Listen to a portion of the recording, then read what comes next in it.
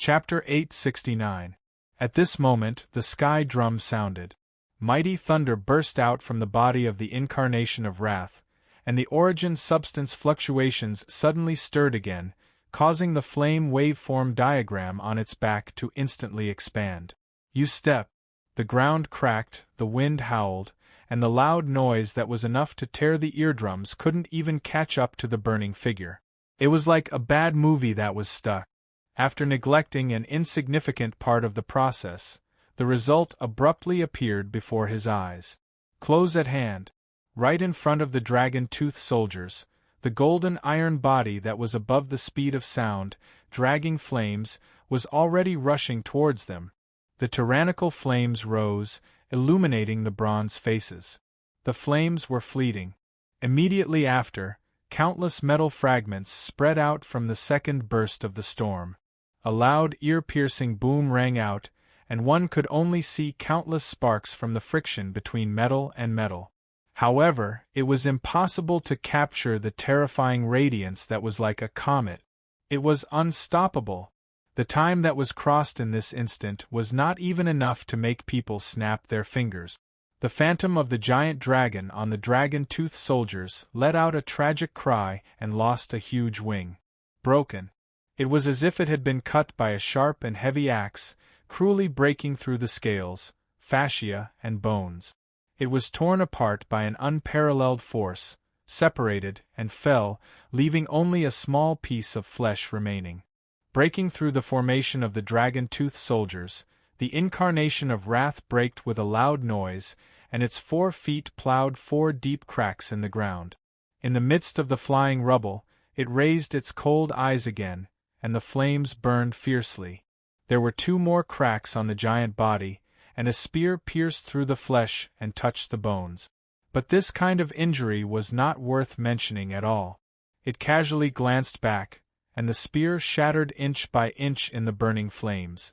Then, the giant ox's iron hooves trampled on the ground, and sparks burst out. It once again launched a destructive charge forward.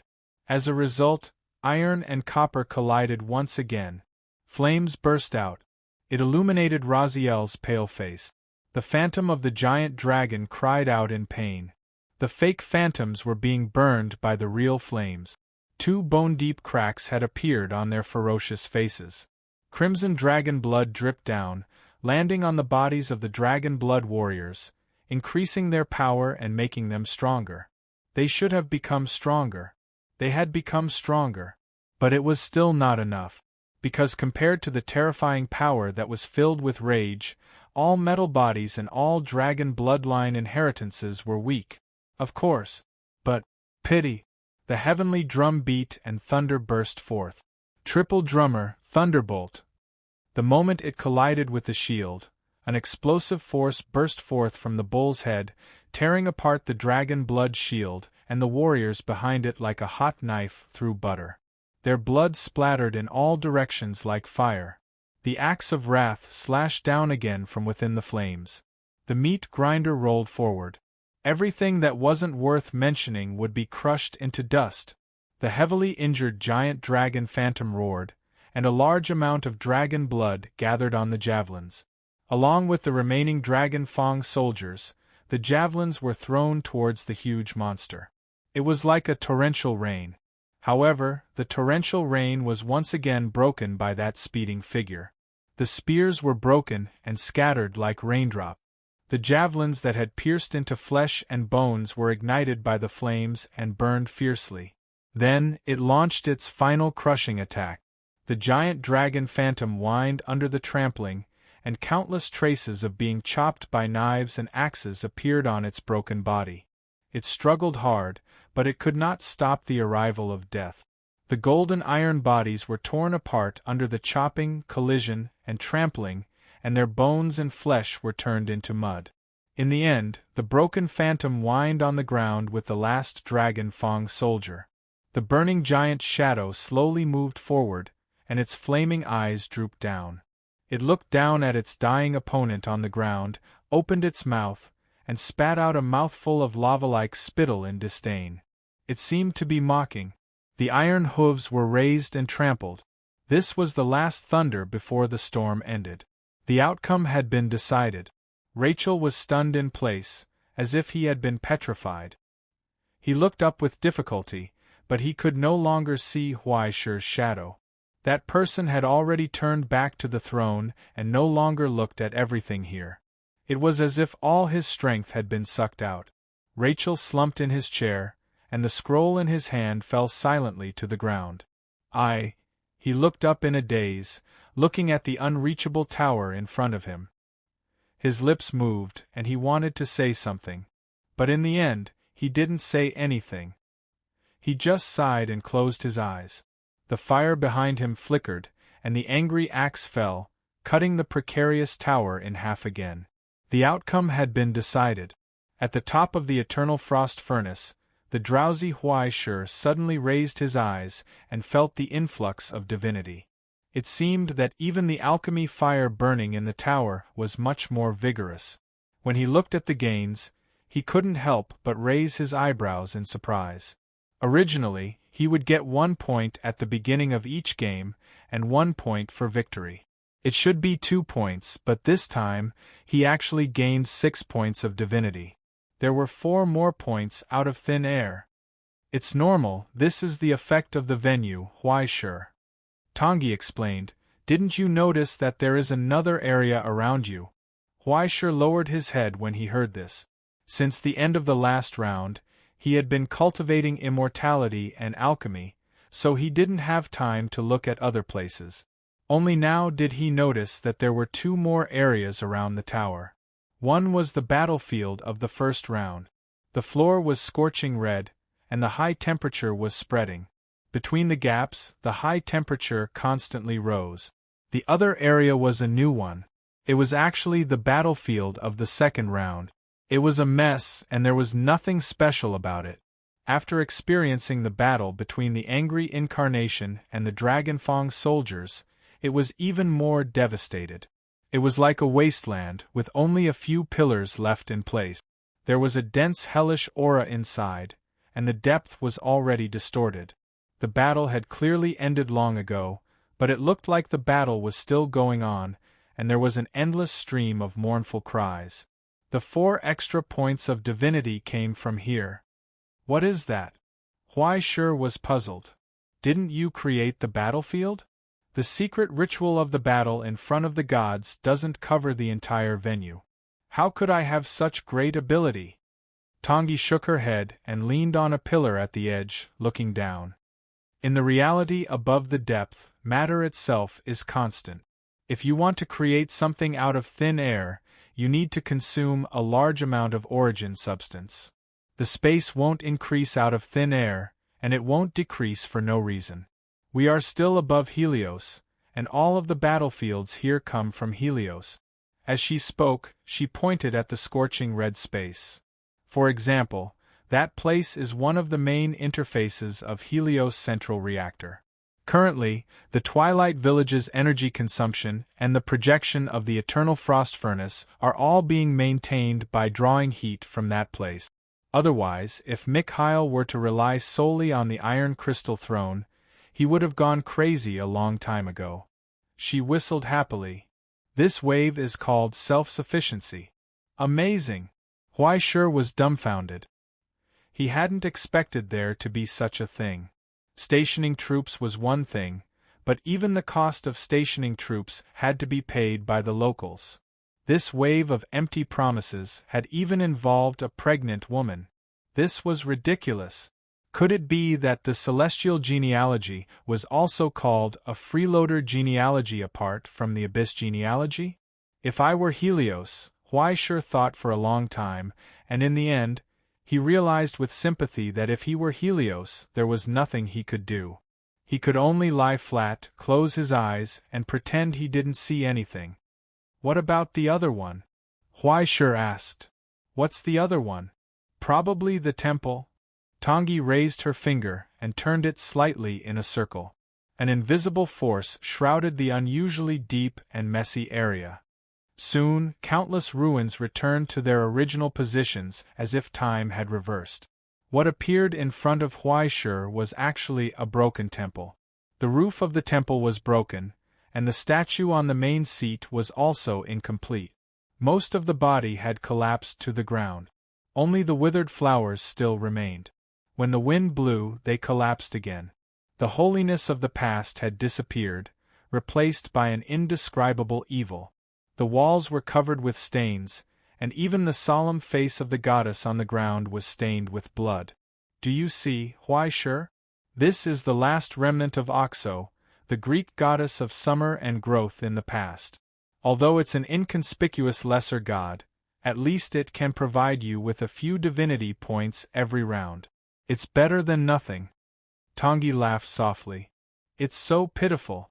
The last bit of divinity was taken by the insatiable alchemists to recreate the gods, and the last temple was ruined like this. It's no different from their own situation. It's simply the continuation of fate. In the long silence, Huaishur stared at the hell below and did not speak. That was the result of alchemy. Taking away the miracle from the mediocre, leaving an equal amount of disaster. In order to extract the last remaining divinity, they did not hesitate to turn the temple into hell. He could imagine what had happened here. But he did not understand Tongi's last words. What exactly was the situation that was no different from theirs and the continuation of fate? The meaning contained in those words was so shocking that when he began to think, he froze in place and found it difficult to calm down. He widened his eyes and looked at Tongi. Don't you know? Tongi looked at him in confusion. The reason why the gods fell collectively in 1650 was because of their insatiable greed. In order to get rid of the limitations of fate and pursue further progress, they even tried to use the power of hell. With that, she narrowed her eyes with emotion. Now that I think about it, it was really a flower blooming with brocade. It was a beautiful era, like adding oil to the fire. Everyone was like riding a train, eating hot pot and singing songs, growing and advancing rapidly. Everything was thriving, even the river was flowing with milk and honey. Unfortunately, the train turned over immediately. It's fine if you say you died, but you almost caused the destruction of the realm of discovery. Those guys really had no sense of responsibility. If it weren't for the harbingers, everyone would have been miserable mutants in hell by now. Well, why do you look so surprised? Didn't I tell you? No, Huaishur was dumbfounded. He shook his head blankly. Is that so? Then I'll tell you now. Tongi shrugged and smiled slyly. I'll only tell you. Don't tell anyone else. In this way, after throwing out a bombshell without warning, she casually muddled her way through. Only Huaishur was left in a daze. Chapter 870. The bomb that Tongi suddenly threw out was a bit too big. Huaishur's head buzzed, and he didn't react for a long time. Just by listening to her joking tone and description, it was not difficult to imagine a group of greedy lunatics pushing the entire realm to the edge of a cliff in order to go further. But after knowing so much and experiencing so much over such a long period of time, how could Huaishur not understand the difficulties and pain involved? It was painful to be a tool, but it was even more painful to be born a tool. In particular, he had a choice. He knew what he represented and what he carried. He chose to bear it in order not to disappoint those who believed in him. In order to be happy for himself and more people. He felt that this was a meaningful thing from the bottom of his heart. But how could he resist his fate when he was born as a refrigerator, a color TV, a microwave, and a refrigerator? He was born because of fate and he died because of fate.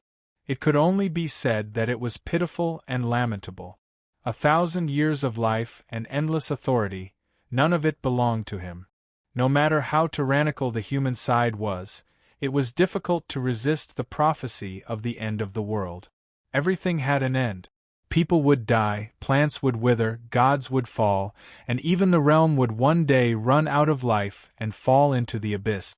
The three goddesses of fate who foresaw all of this had already turned into bones, and the dust and the spider's silk they weaved were buried in the darkness. Who wouldn't be able to resist fate? Wasn't a tool like the sublimator, a skill like alchemy, and even the miracles of this world all because of this? But the result was a collective fall, and all resistance turned into nothingness, leaving only the mournful cries and howls of the fall echoing in hell. This was destined to be a tragedy. Although there were also many doubts and problems, for a time, a myriad of thoughts kept emerging in his mind, and Huai sure didn't know where to start. He could only suppress this question and put it aside. It took a long time for him to calm down. He began to think about the next strategy again. With these 4 points of divinity provided by the temple, the originally tight funds suddenly became a lot more abundant. However, Huai sure was not in a hurry to exchange for himself when he was a ghost. 5 peeps combined into a single axe of wrath. On one hand, there wasn't enough origin substance, and on the other hand, the wrath incarnation was simply too large. Only 5 souls could support its structure. According to Huai Shi's estimation, if he wanted to condense the incarnation of the Spear of Compassion, he would probably need about 3 of his ghostly selves. With Huai Shi's combat prowess as a Tier 1 fighter against a Tier 3 fighter, the price of 3 divinity points could be considered a bargain. However, 6 points of divinity were still not enough. He still needed to accumulate another round. Saving for another round was the most ideal choice, but reality might not be so ideal. Wouldn't it be terrible if Pubris or Garland were to be placed in the next round? Not to mention the 2 of them, even Huai Shi would feel numb if he met Hades. It had already been 3 rounds. Given the ability of the former chief of Helios, who knew how many iterations of the distorted spirits under his command would have been made, he might not be able to handle the Wrath Incarnation. Moreover, even if the Wrath Incarnation's destructive power exceeded his expectations and was even more exaggerated than he had imagined, it still had its flaws. It only had 1 Wrath Incarnation. To be precise, it only had 1 axe and it could chop people with it. His strategy was too monotonous. This was Helios, after all. The alchemists who could still be alive and kicking were not ordinary people. The inheritances and origins they possessed were completely different, and the changes they brought about were too many. If he wasn't careful, he would fall into the gutter. As such, he would need to spend some divinity points to make up for his shortcomings in this round. If he wanted to stabilize his situation in this ever-changing battle, he couldn't rely on a single trick to conquer the world. Instead, he needed to develop in an all-round way. If that was the case, there were very few things he could consider. Huai Shi flipped through his exchange list, carefully considering each item, and began to eliminate them one by one. Time passed by unknowingly. Just as Huai Shi was feeling dizzy and couldn't help but sigh, he suddenly felt something furry jump onto his pants and climb up. It was Fishball. The little white mouse widened its eyes and whimpered a few times, holding a small rice ball in its hand. The air was filled with the aroma of thick soup. From the workshop behind him came the call of the skeleton, "Ah go, time to eat." Huai Shi couldn't help but roll his eyes. "I told you, it's Huai Shi, not Ah go." Okay, you people in this world are really complicated. Skeleton sat on his little cart and came out with 2 bottles, beaming with joy. "Guess how we're going to find them? I found my little 3-wheeled motorcycle. And the wine I brewed." Huai Shi was stunned when he heard that. He didn't expect the skeleton to have such an ability. Well, the contestants had to stay in their own area, and there was no rule that said that the audience couldn't leave. Of course, they could go wherever they wanted, especially now that Helios was much safer. Huai Shi smelled the aroma and found that more than half of a fan of pork was stewed tonight. The pure white soup was rolling with all kinds of messy things. He didn't know which laboratory in Helios it had harvested the wool from. But after getting used to Hell's cuisine as a cooking demon, he didn't care about this. He immediately scooped up a spoonful and tasted it. The soup was unbelievably mellow, with a spicy taste and a strong fresh aroma. He couldn't help but be tempted. The skeleton happily poured the amber-colored wine into a goat's horn cup and handed over a cup. He picked up his own cup and clinked it with Huaishi's. "Cheers!" After saying that, he gulped it down, splashing it all over his bones. Huaishi was speechless. It was hard to imagine how the once forthright and friendly Grandmaster would be so cruel as to sacrifice everyone if this was Publius's nature. But things had already gotten to this point, and Huaishi had already separated the skeleton from Publius, so he didn't think too much about it. He raised his cup and drank to his heart's content. He was stunned for a moment and his eyes widened. The amber-colored wine was so sweet that he almost swallowed his tongue. It flowed down his throat like dancing honey, instantly invigorating him. And as the tipsy feeling rose, he couldn't help but reveal a relaxed and happy smile. In the blink of an eye, those heavy shadows and the solemn battle were thrown to the back of his mind. He forgot all his worries and took the initiative to brandish his fork. Eat. Under the light of the candlelight, he chatted and laughed with the skeleton as he ate heartily. Just like that, a joyous feast with only 2 people and a mouse began. It was so pleasant. Time seemed to have slowed down as well. It slowed down and stopped under the light of the fire. In the distance, next to the Sun Maker's throne, Tongi's figure quietly appeared. She leaned against the side of the throne and held her chin. She quietly observed that cheerful figure and silently revealed a smile. She quietly watched. After eating and drinking his fill, Huaishi had that dream again. The world in the dream was still barren. The world was dim, and the birds and beasts were silent. There was only a haggard man holding a horse and wandering in this world. He poured out his heart and pleaded over and over again. Finally, he came in front of Huaishi again. He pleaded hoarsely. "Please, mourn for him." Huaishi smiled. No, it wasn't Huaishi. It was the body Huaishi was in. The perspective that Huaishi saw, the real owner of this dream. He smiled. He looked at the humble appearance of the newcomer. He didn't speak. He was just teasing, mocking, indifferent, and cruel. He chuckled. When Huaishi woke up from the dream again, the countdown had reached the end again. The mighty bell rang. The glow of divinity sprinkled down from the sun. In front of Huaishi, the fog suddenly broke, and a quadrangular obelisk covered with cuneiform characters slowly appeared and rose. After thousands of years of inheritance, the afterglow and grace of the gods still remained here. On the obelisk, on the platform that looked like an inverted pyramid, there was only one high-backed chair. The old lady on the chair raised her eyes and looked at Huaishi. Her height was even slightly higher than Huaishi's. She was an alchemist from Egypt and also the priestess of the cat god, Ms. Yima. Her expression was serious and dignified, but there was no malice or mockery. She looked at Huaishi solemnly. "Mr. Huaishi, I've heard a lot about you." Yima took the lead and said, "Before we start, I have a proposal." Huaishi was stunned when he heard that. He immediately nodded and said, "Please speak." Yima, on the other hand, looked down at the land below Huaishi and said straightforwardly, "I want to get your temple.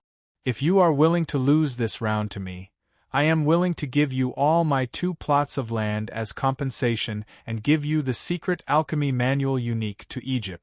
With my signature, you can go to the temple of God Thoth to get it at any time, and there will be no obstruction.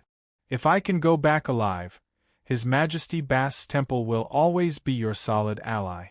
This is my vow to the gods, and I will never violate it." As she spoke, she raised her hand, and the badge of the cat god flashed in her palm.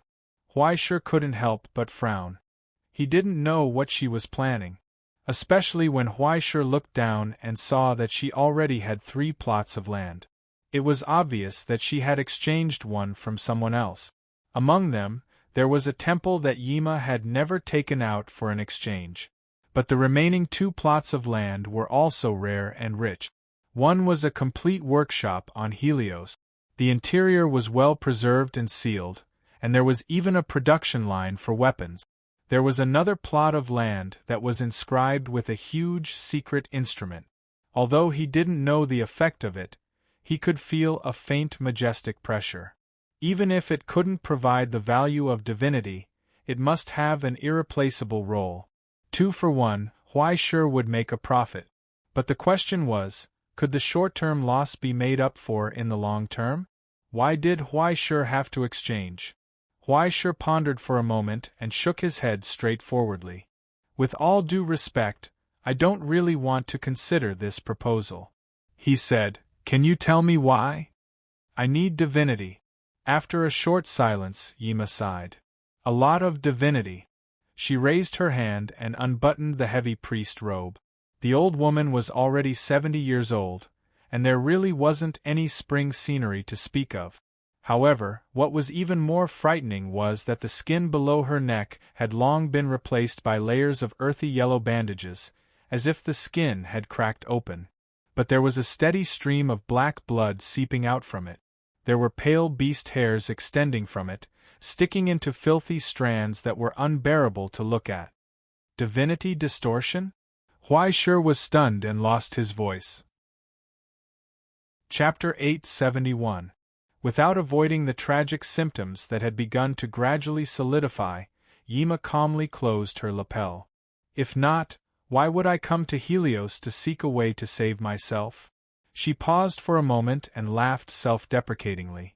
Unfortunately, fate makes fools of people. To others, Helios was indeed precious, but as a member of the Egyptian royal family and the chief priest of the cat god Batet, she did not lack the classics and accumulation of alchemy, nor did she need to seek knowledge from outside. She had almost everything she could get. Why did she have to travel so far?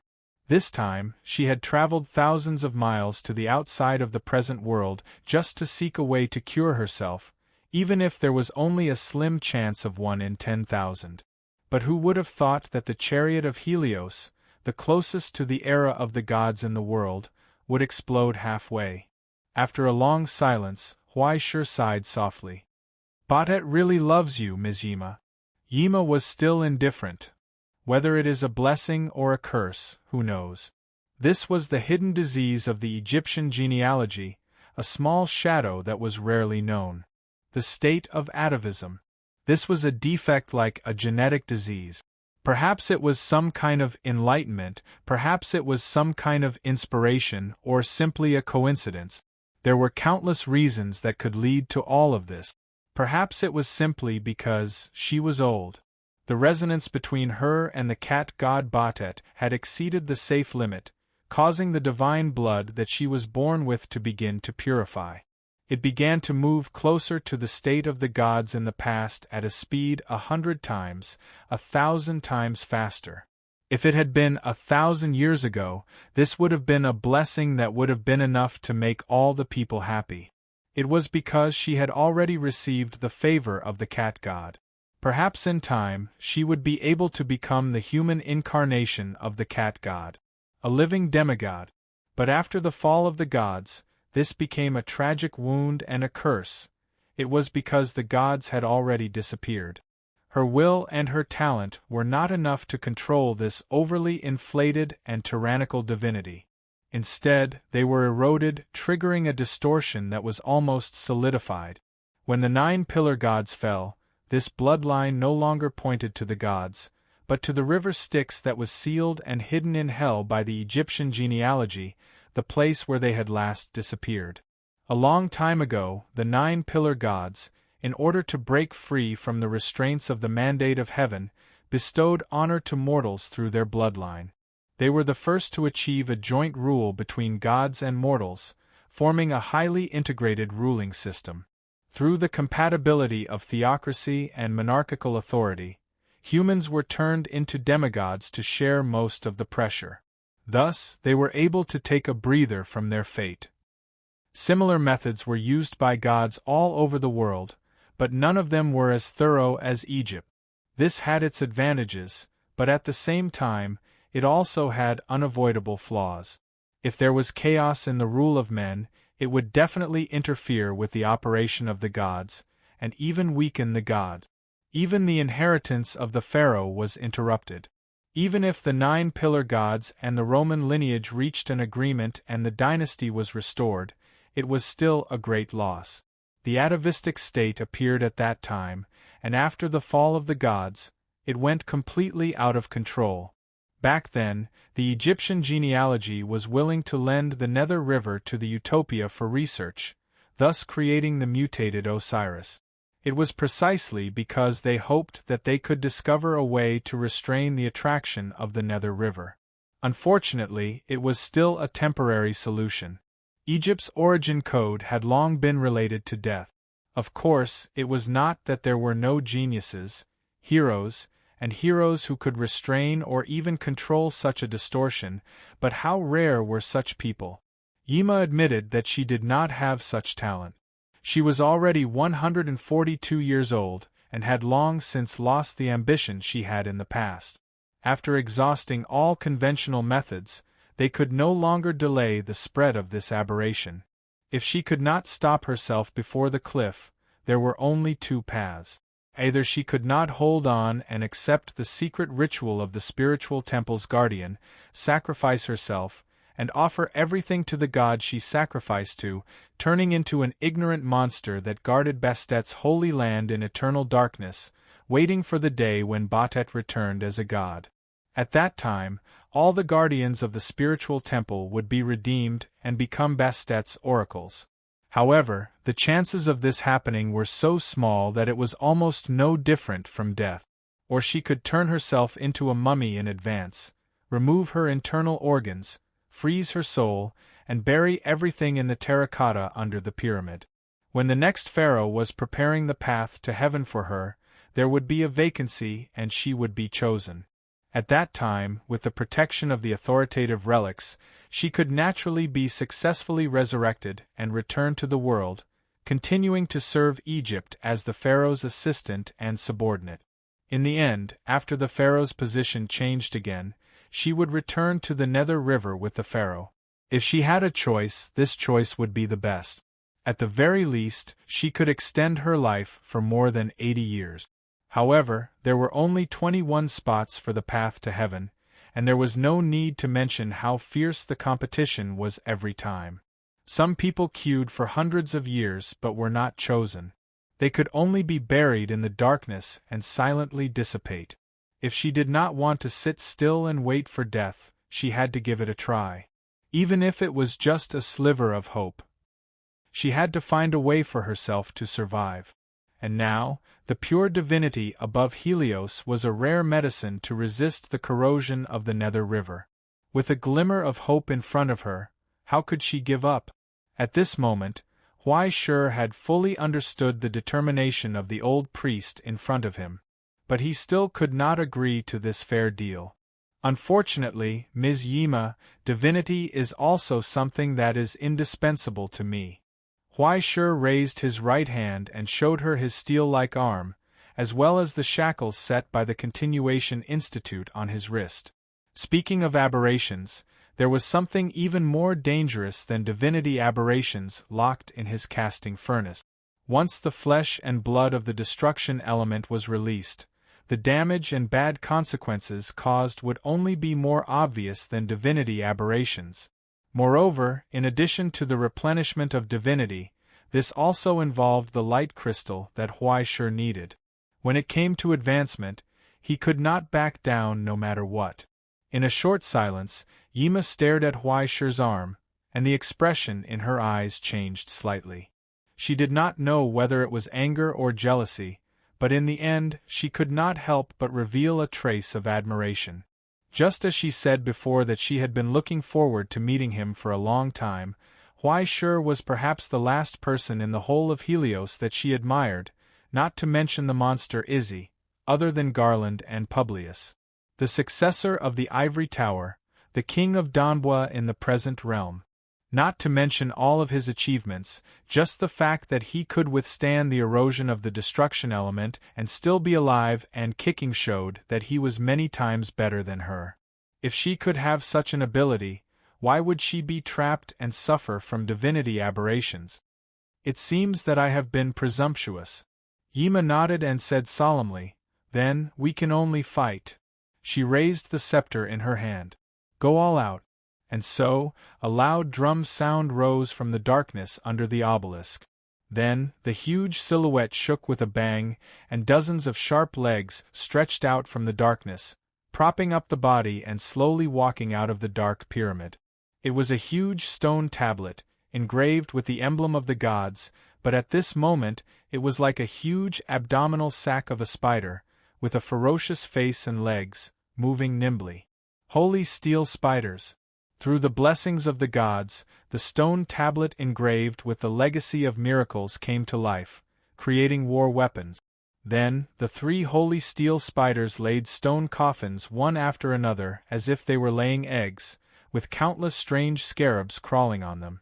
The mummified cursed corpses crawled out of the stone coffins, their mutated faces like wolves, and their eyes were blood red. Those jackal warriors held divine weapons produced on the assembly line and followed around the holy steel spiders, gathering into a formation. It was like an army protecting heavy weapons, ready to attack.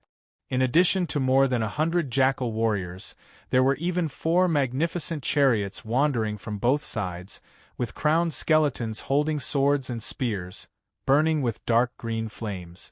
Huaishur sucked in a breath of cold air. His scalp went numb. This old lady must have moved her own pyramid here. Her productivity was so scary. In the first round, she had used all her divinity to exchange for the servant figurines, and then used them as a foundation to catalyze the army of jackal warriors, coupled with the holy steel spiders, a tank-like killing machine. This was already a large group of troops that had been formed.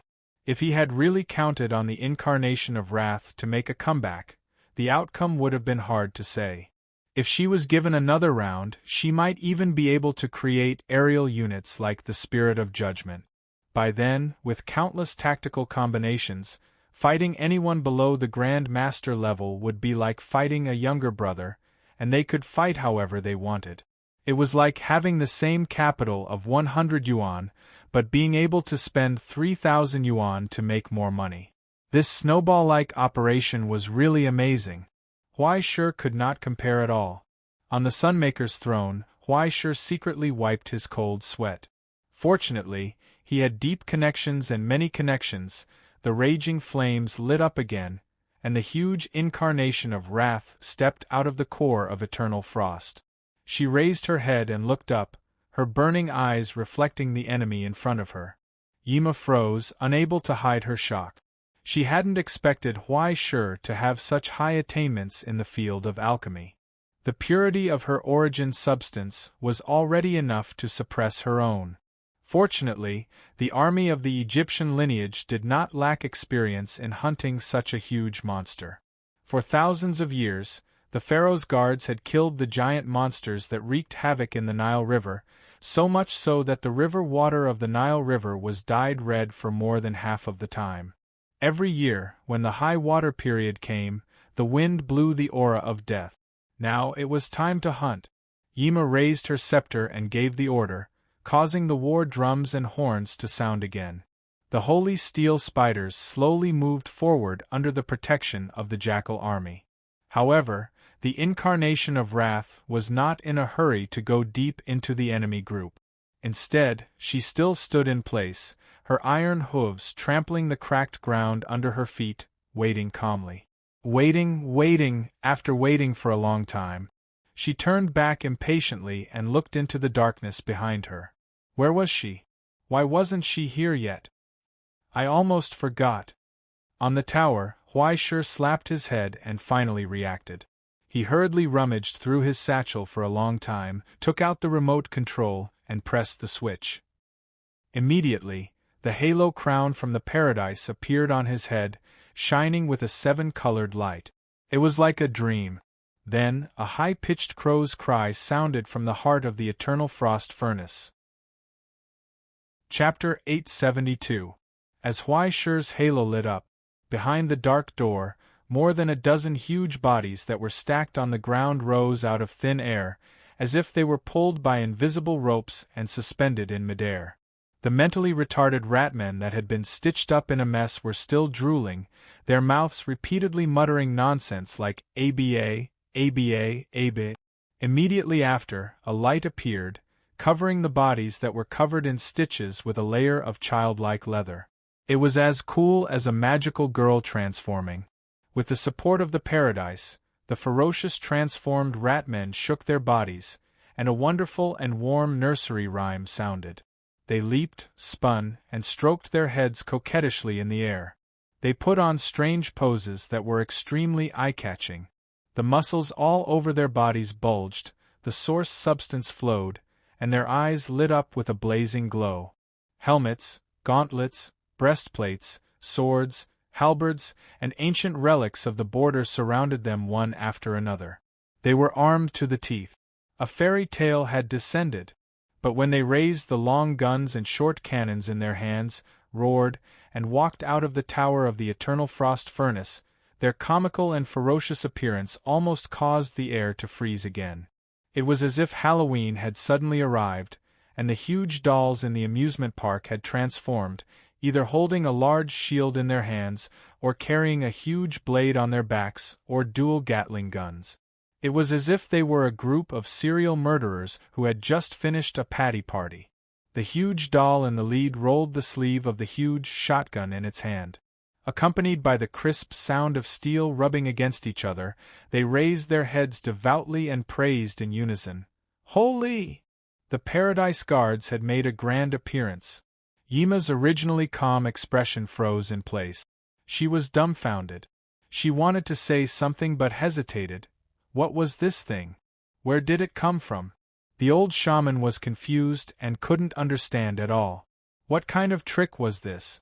Why hadn't he seen it before? Huai Shi raised his eyebrows happily and couldn't help but want to whistle. What operation? What upgrade? With his reputation, he would be able to get quite a lot of things out of them by rubbing here and there. Wasn't it good to get a large group of hell for free? Besides, he was a fourth-class military officer of the Astronomy Association. If it wasn't for the fact that he didn't have much compatibility with his large group, he really wanted to exchange for a small combat team of the Iron Casting Legion. The Iron Casting Legion's performance on the Stellaris had driven him crazy. It was a pity that the route to the astronomy meeting was stable, but you got what you paid for. There were no other shortcuts. The matching equipment was too expensive, and he couldn't afford it at all. If there weren't two grandmasters with strong accumulations as opponents and everyone had to start from scratch, he would definitely have shot this lineup first. Fortunately, there was also the Paradise Guards who were bound to the title of Paradise Prince. It could be seen that Kitten had put in a lot of effort. After returning, she had maintained it countless times and upgraded it. It could be said that she had replaced a bird gun with a cannon. It was running really well. But now it's mine. Huai Shi happily raised his hand and pointed forward as he listened to the faint cries of heartache coming from the void. There was no need for any more orders. The eyes of all the guards shone with a fanatical light. They shouted their battle cry and charged forward against the blazing light cannon shot by the Holy Monument spiders. The rats came out of the cage. At this moment, the sacred war to protect paradise began. Looking down from above, it was like playing a strategic command game. The Jackal Army and the Paradise Guards, the two large groups of Abyss, burst out countless blood red the moment they collided. It was like the tide smashing on the reef. It was unstoppable. Anger turned into a sharp knife. After breaking through the front row of defense, the Paradise Guards instantly created a terrifying killing power. The Paradise Guards' favorability toward Huai Shi was so high that even Huai Shi himself was a little flattered. This was simply forcing a big gift package over and directly ringing the bell from countless depths, helping Huai Shi to upgrade a group of mining farmers into an elite army. Not to mention the copperheads, iron arms, and alloy spines, they were also fully equipped for free. In terms of height, they were more than half a meter taller than the opposite side. In a one-on-one situation, even with the support of Helios' weapon and the incubation of the secret instrument, the group of cursed corpses transformed into jackal warriors could not fight at all. But under this overwhelming disadvantage, the jackal warriors still showed amazing tactical attainment. They maintained the stability of the battle formation and made countermeasures. The Holy Monument spider moved forward in the roar.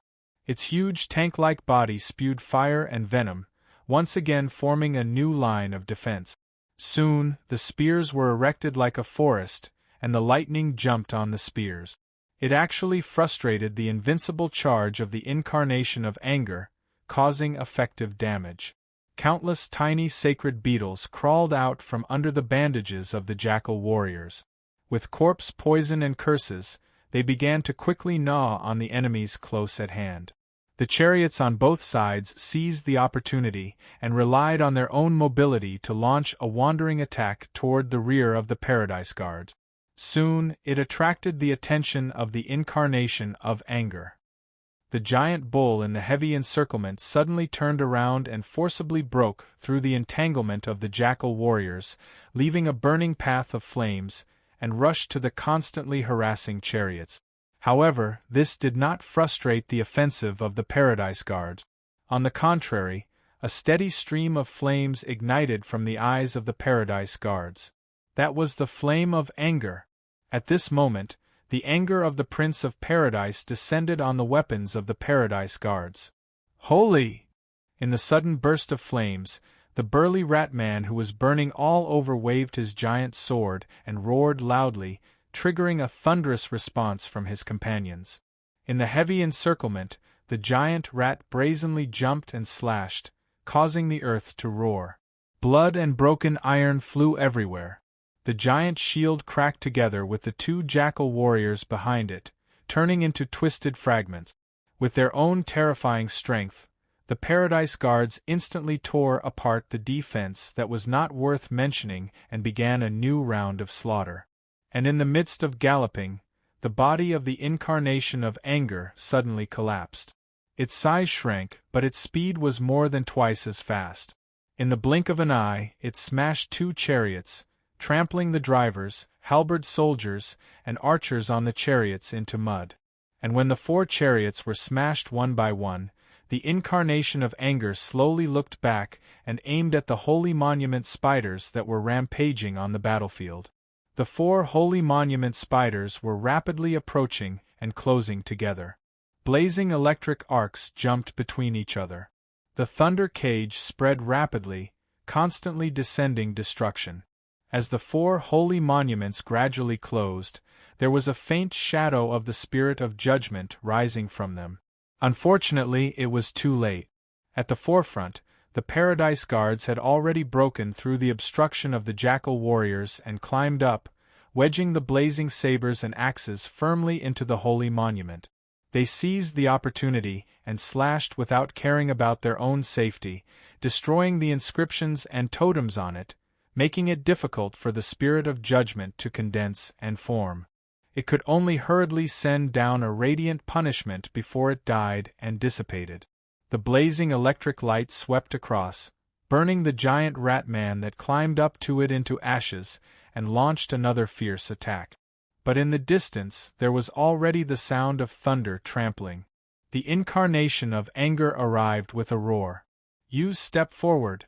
Ignoring the existence of the Paradise Guards in front of it, it accumulated violent potential energy through the long distance. Without any slowing down or retreat, all of it leaned on the huge Holy Grail together with its huge body. A loud wailing sound burst forth. In the roar, the incarnation of anger staggered a few steps back. Traces of cracks appeared on the 4 sharp horns on the top of its head, and its body swayed for a while, unable to support itself. And in front of it, on the huge closed sacred steel, there was a huge crack that was rapidly spreading, expanding, and collapsing. Following the splitting of the sacred monument, the countless slender limbs dissipated into mist and disappeared. Only broken stones were left.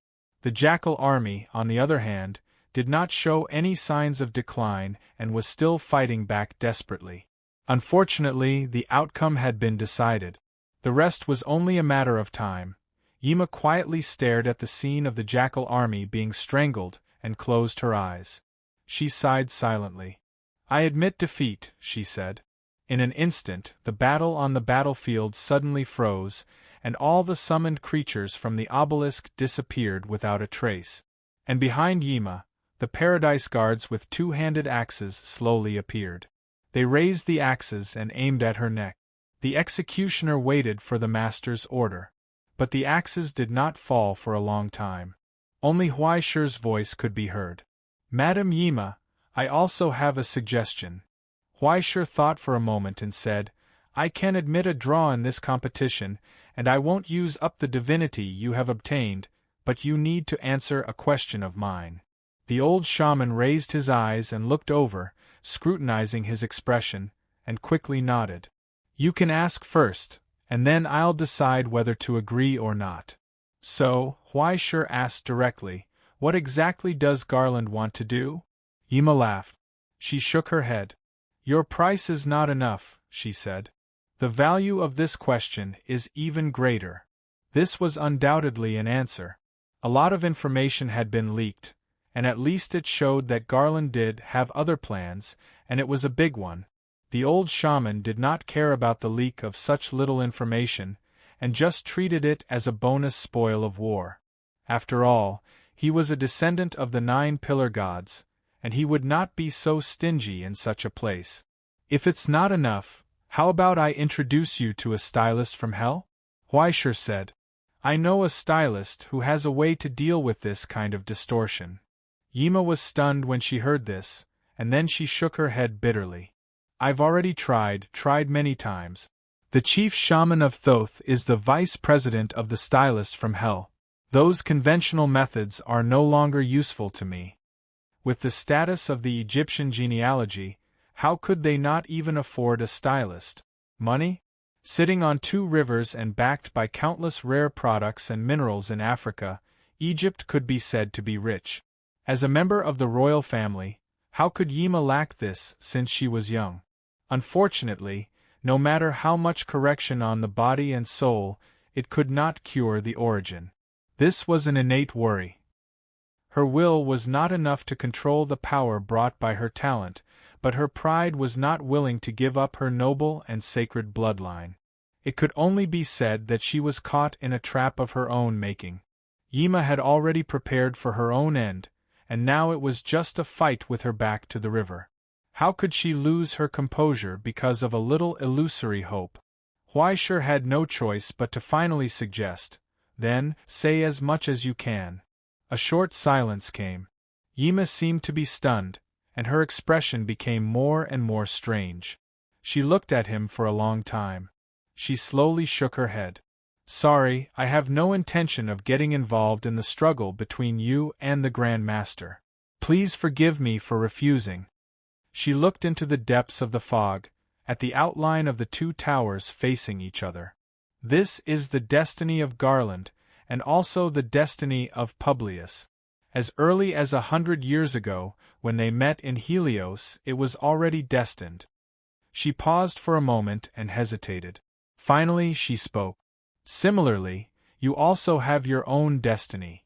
This was the judgment of Archbishop Bast, a prophecy made with the blessing of the family's guardian god."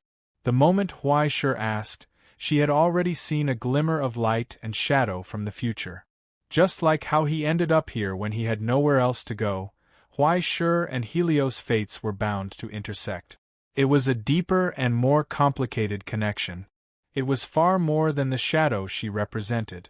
Instead, it was like when the trajectories of the stars intersected with each other, bursting out a fleeting brilliant light. "You will gain something, but you will also lose a lot, Mr. Huaishi. I sincerely hope that you can get what you want."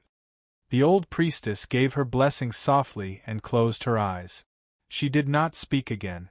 Soon, Huaishi waved his hand, and as the blade and axe slashed down, the obelisk once again hid in the fog.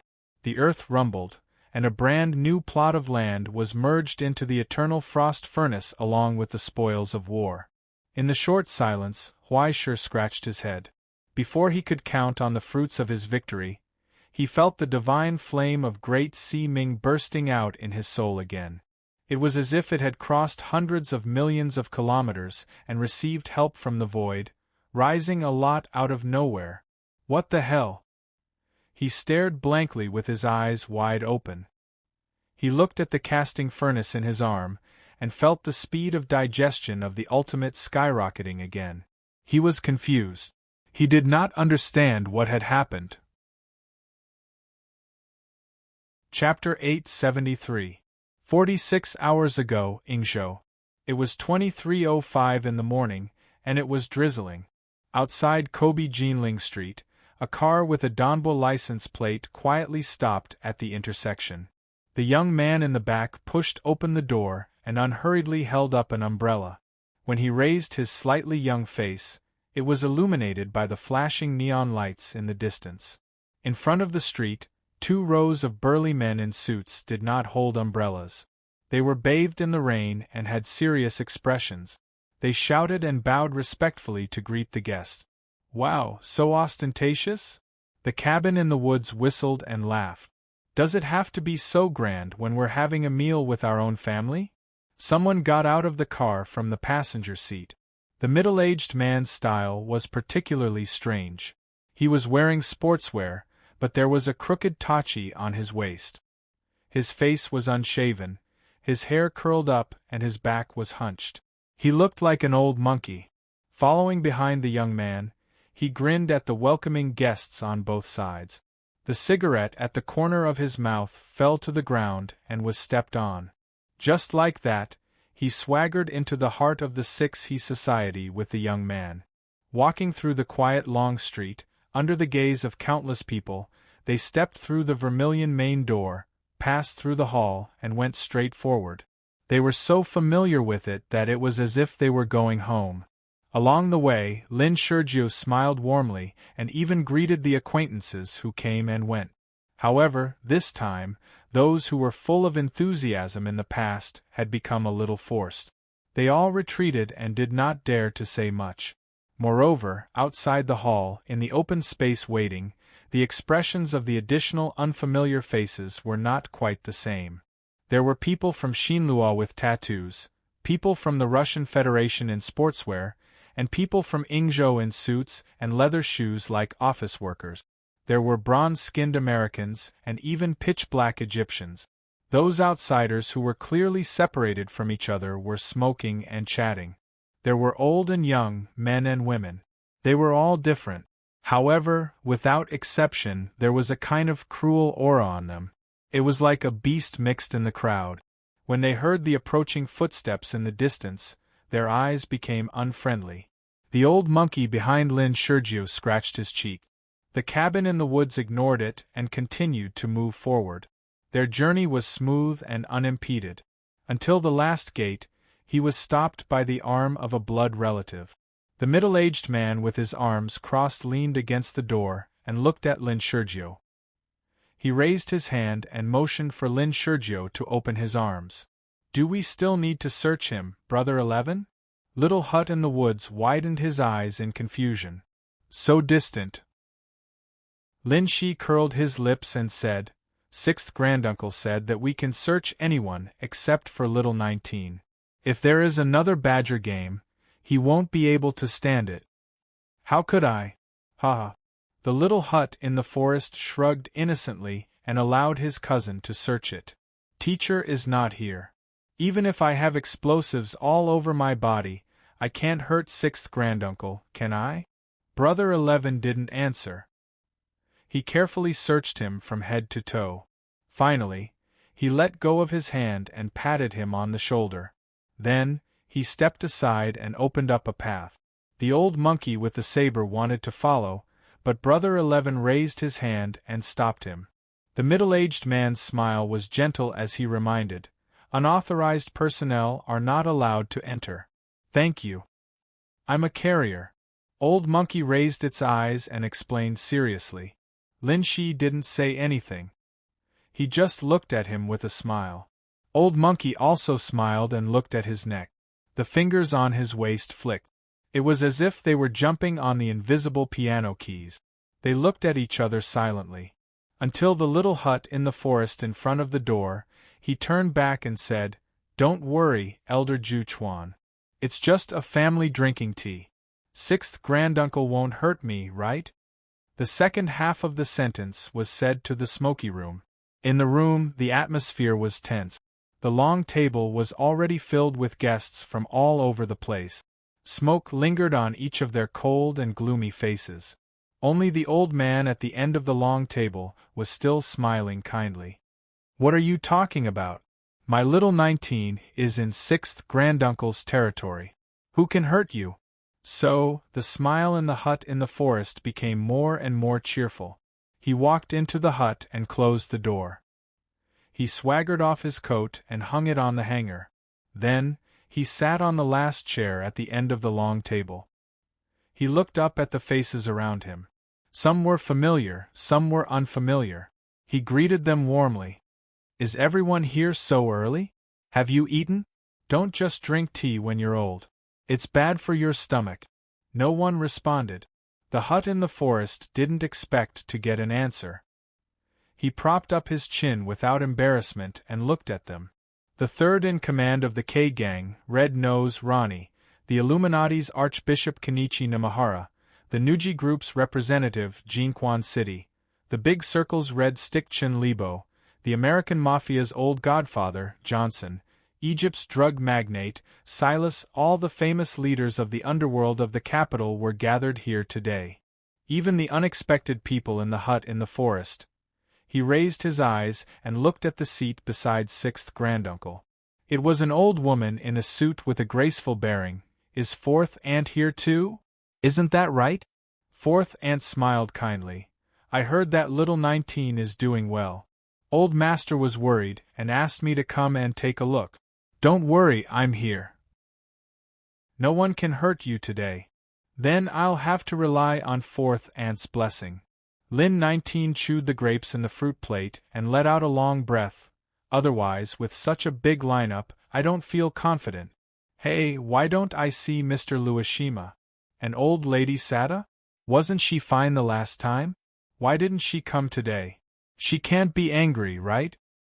After a short moment of silence, everyone's expression turned ugly. "They're dead." Big Jean coldly glanced at the seemingly innocent young man. One was yesterday, and the other was this morning. They were both killed by an old monkey-like swordsman.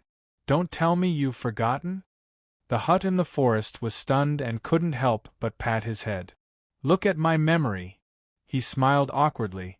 "I saw that you were still alive, so I thought they were safe too. I forgot. As soon as he said that, everyone's expression became ferocious. They were furious. If sixth granduncle, who was hosting the meeting, didn't suddenly raise his eyes and forcibly suppress the restless murderous intent, perhaps there would be people in the hall who would draw their swords to fight to the death. "Little 19, everyone knows that you've been fierce recently. There's no need to show off here. Give sixth granduncle some face and say less." Okay. Lin 19 shrugged helplessly. He tilted his head and spat out grape seeds on the ground. He said casually, "If you didn't ask me, I wouldn't want to come today. It's meaningless to come here. I can't tell you the reason. If we quarrel, it will be embarrassing." "How can you know if you don't talk about it?" Sixth granduncle picked up the teacup and took a sip. He kindly suggested, "Everyone just wants to do business. There's no need to make a big fuss because of some trivial misunderstanding, right? To be honest, now that it's to the extent of a full-scale war, I'm also under a lot of pressure." The hut in the forest shook his head. "You're all famous big shots. We're living a good life. No one wants to put their hands in other people's pot." However, the census of Donbua and the census of mixed race were arranged by my teacher before he left. As a student, I can only nod and carry out his orders. How can I make irresponsible remarks? He clapped his hands and defended himself innocently. "You see, this is my teacher's task. Why do you have to make things difficult for me, a henchman, right?" With a simple flick of his wrist, he threw the blame to outer space. As if he wasn't the one who killed the whole family a few days ago. Feeling those angry eyes, Lin 19 was thick-skinned, grinned, and showed a sincere expression. Everyone, give me some face. How about sending those beastmen to register? Anyway, after being a tool for so many years, there's nothing to live for. Just treat it as a good thing and let them bask in the sun for a few more days, okay? He put his hands together and suggested again, think about it, okay? Just treat it as doing good deeds. For the past few days, the entire underground world of the capital was in chaos. The war that lasted for more than a month, the fights that didn't see blood, and the fights that saw blood but couldn't see the light of day all started because of this. From the beginning of the census of Donbua to the registration of mixed race, and even the protection of human rights, every decision issued by the branch was fiercely digging meat into the pot of everyone here. Whether it was the processing and trafficking of forbidden drugs, the mining of illegal precious metals, the urgently needed experimental products in various underground laboratories, and even the custom industries, usury, food processing, and so on, the existence of every cheap human resource was the cornerstone of this city in the shadows. No matter who it was the normal that was difficult to shake. This was not something that could be changed by the rise of Donbua's inner circle. If they acted rashly, it would only make the predators in the muddy water react. Therefore, it wasn't hard to imagine what had happened. It was as if they had become everyone's enemy in an instant. They hit a wall everywhere and became the enemy of the whole world. From the initial moderation, followed by the probing, then the friction and the final outbreak, the blood washed the places that light couldn't find again and again. Clearly, the order of peace had just ended, and a full-scale war was about to come again. Everyone stood at the edge of the cliff. She scrutinized that slightly young face and his smile. But they didn't respond. Sixth great-uncle stayed out of it and didn't say a word. He just drank tea quietly. As a mediator, he had done his best. Whether the next thing would succeed or not, it had nothing to do with him. But the other people's eyes soon faintly looked at the seat of honor. The middle-aged woman with a kind smile next to sixth great-uncle, who was like a clay puppet. In fact, everything has not reached the point of life and death. Fourth aunt finally opened her mouth and said with a smile, "In Jianghu, don't hurt the harmony if you can. Little 19 is young, and it is the time for him to make a contribution. Everyone here is his uncle's, and you should help him as much as you can. Since Donbua wants it, let's put together the mixed race in our hands and give half to Donbua." Her soft Ingzhou dialect was indescribably pleasant to the ears. However, when she glanced at the people below with her slender phoenix eyes, there was a faint trace of coercion in her gaze. Sixth great-uncle still didn't say a word and just drank tea silently. But the palpitating oppression lingered in everyone's hearts, and their expressions changed. Motherf *Ker, asking for half of it the moment he opened his mouth. This was completely different from what they had agreed on. The people of the Lin family were really inhumane. But now that things had come to this, they could either die together or give up half of their illegal account. What other choice did they have? After a short silence, everyone finally made a decision. In that case, let's do it this way. The first to speak was the dark-skinned Egyptian, Silas. In his chemistry lab, the mixed race who grew herbs and made medicine were the fastest to change. Giving half of it to the old, weak, sick, and disabled would not hurt their foundation. On the contrary, Red Nose Ronnie's expression changed. Recently, more than half of the profits from the mixed race smuggling in Yasaka were in their hand. Suddenly asking him to give it up was like cutting off his flesh. But the situation was beyond his control. Seeing that everyone was nodding slowly, and even the people of the Illumination cult had chosen to submit, what could he do? He could only grit his teeth and nod. After a short silence, Lin 19 looked at those faces and finally let out a long breath. Finally, he looked at the seat of honor.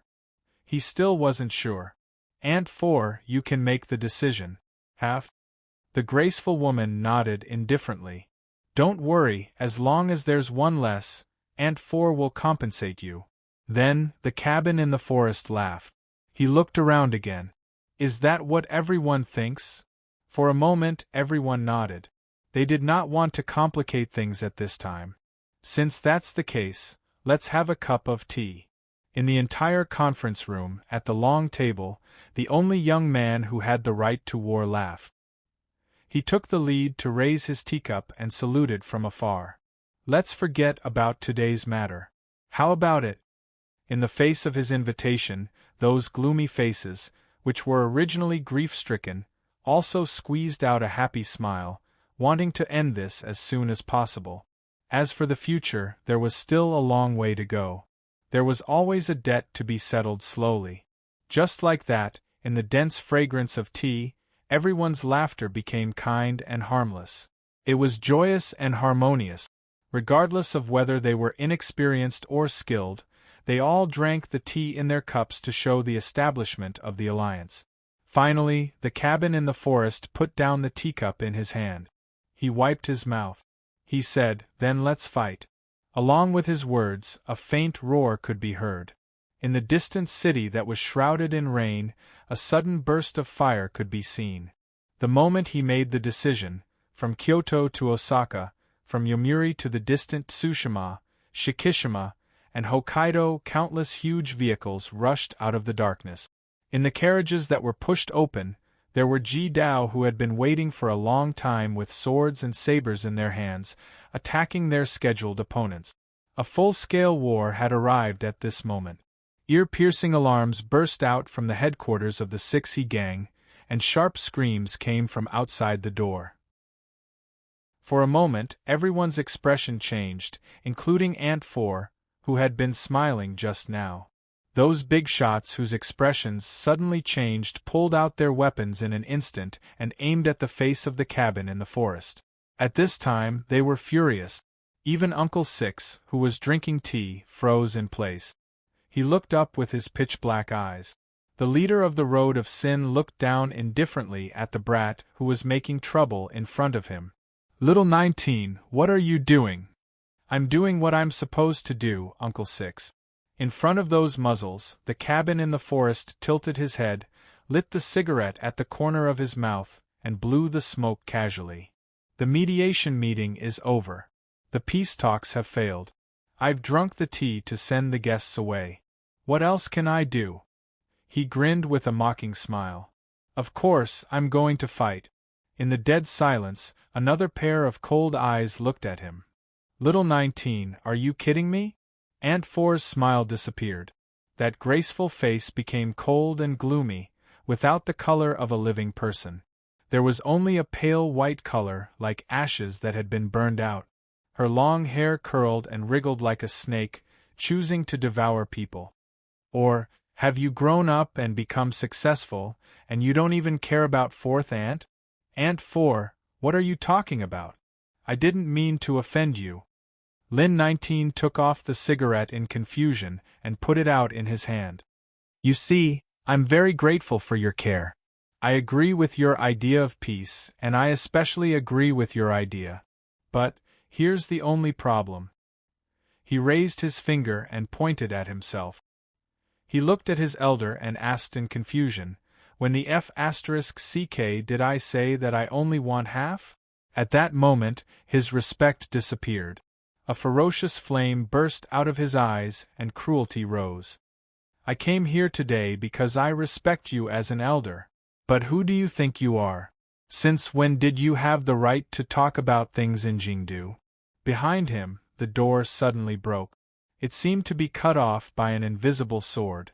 A figure in a mess fell in. He staggered back, supporting himself on the table, and almost couldn't get up. Lin Shi, who was guarding outside the door, opened his mouth and spat out blood. He raised his broken right arm and pointed at the figure who came in from outside the door. It was the warrior with curly hair and beard, who looked like an old monkey. His loose sportswear had been stained red with blood, and it became so sad, full of cracks and gunshot wounds. The blood that flowed down the face could not hide the darkness underneath. Cursed livor mortis spread on his face. He still didn't dare to smile. He endured the killing intent of his sixth granduncle and walked into the hall step by step. He tilted his head and said to the young man next to him, "Everything outside has been taken care of.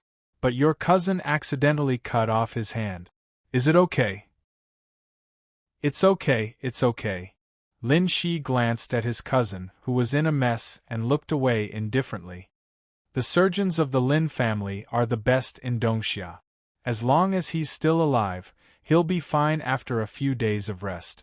On the table next to him, Lin Shi suddenly roared and propped himself up, trying to grab him. But then, a hand suddenly reached out and grabbed his face tightly, pressing him onto the table as if he was a chicken waiting to be slaughtered. It was as steady as an iron clamp, not allowing him to move at all. It was Lin Shi. "Everyone, you came to talk to me, and I talked to you. You wanted to have tea with me, and I drank it. You wanted sincerity, and I gave it to you. But what did you say to me? Half?"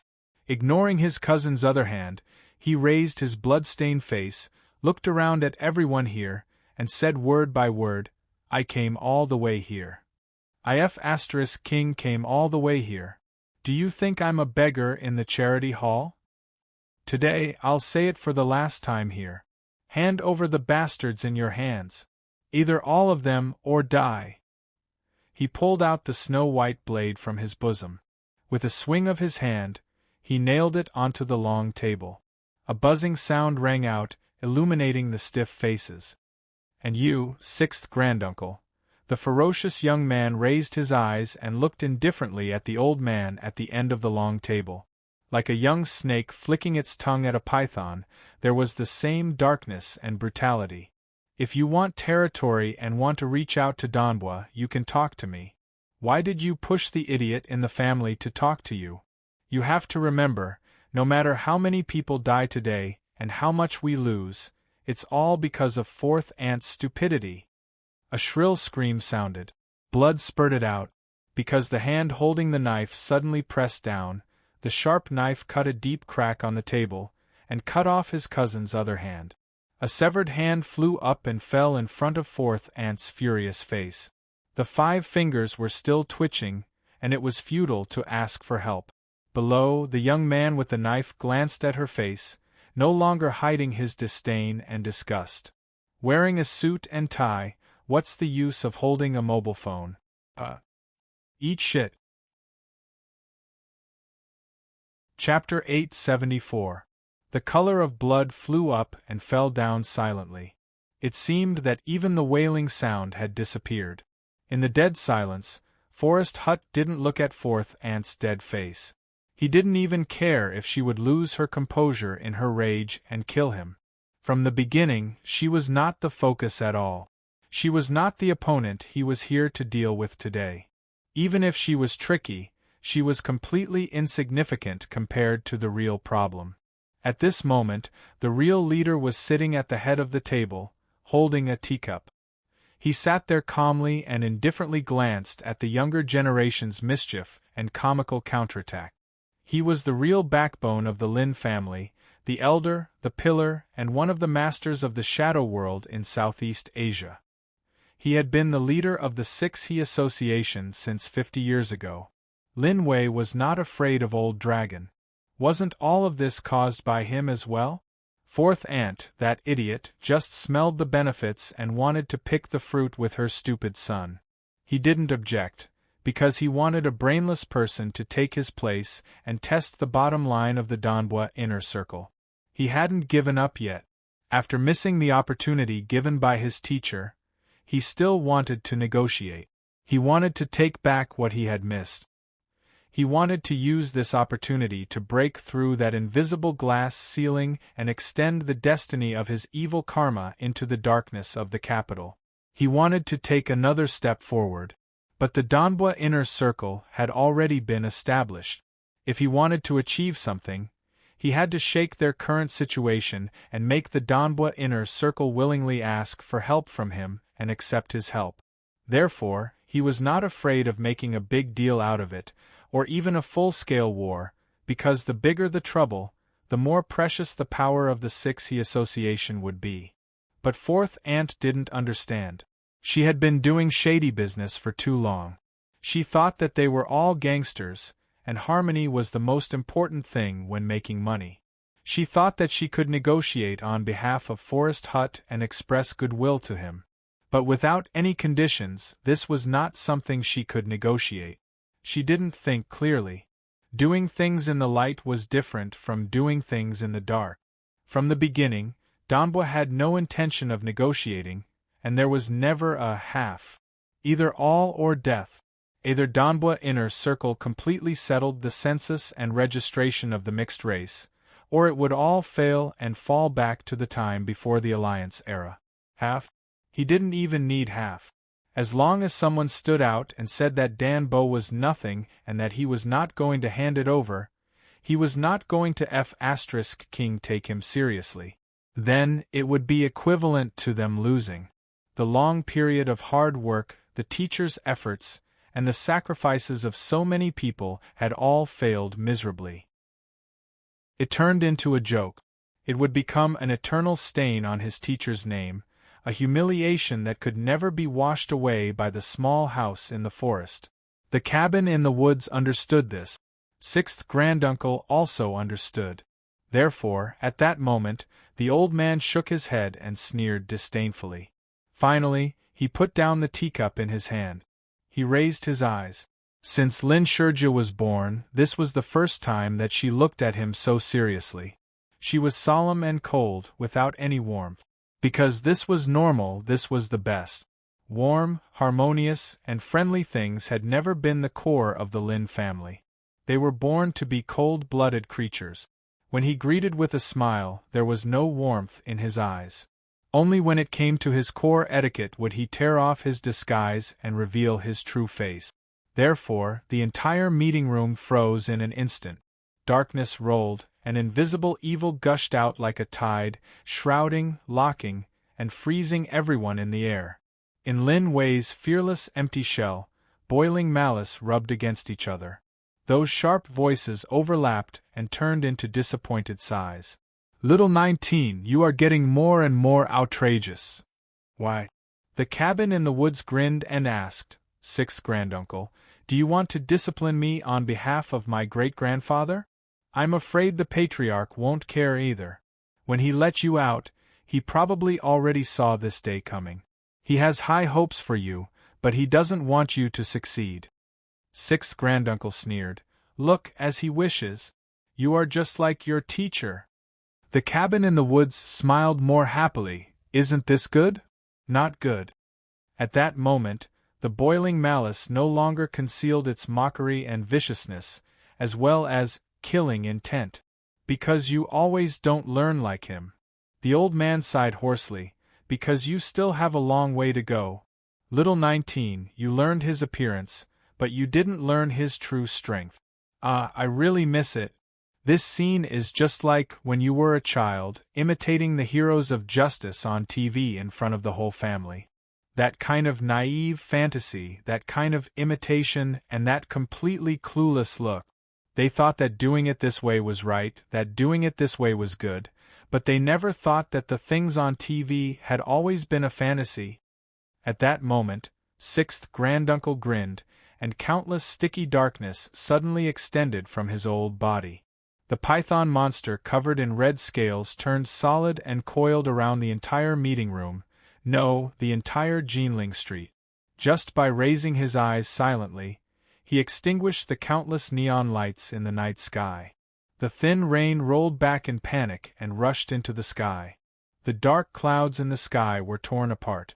But there was no starlight, and the huge pressure had crushed the ceiling, pillars, and even the floor of the 6E Society, causing countless cracks to appear.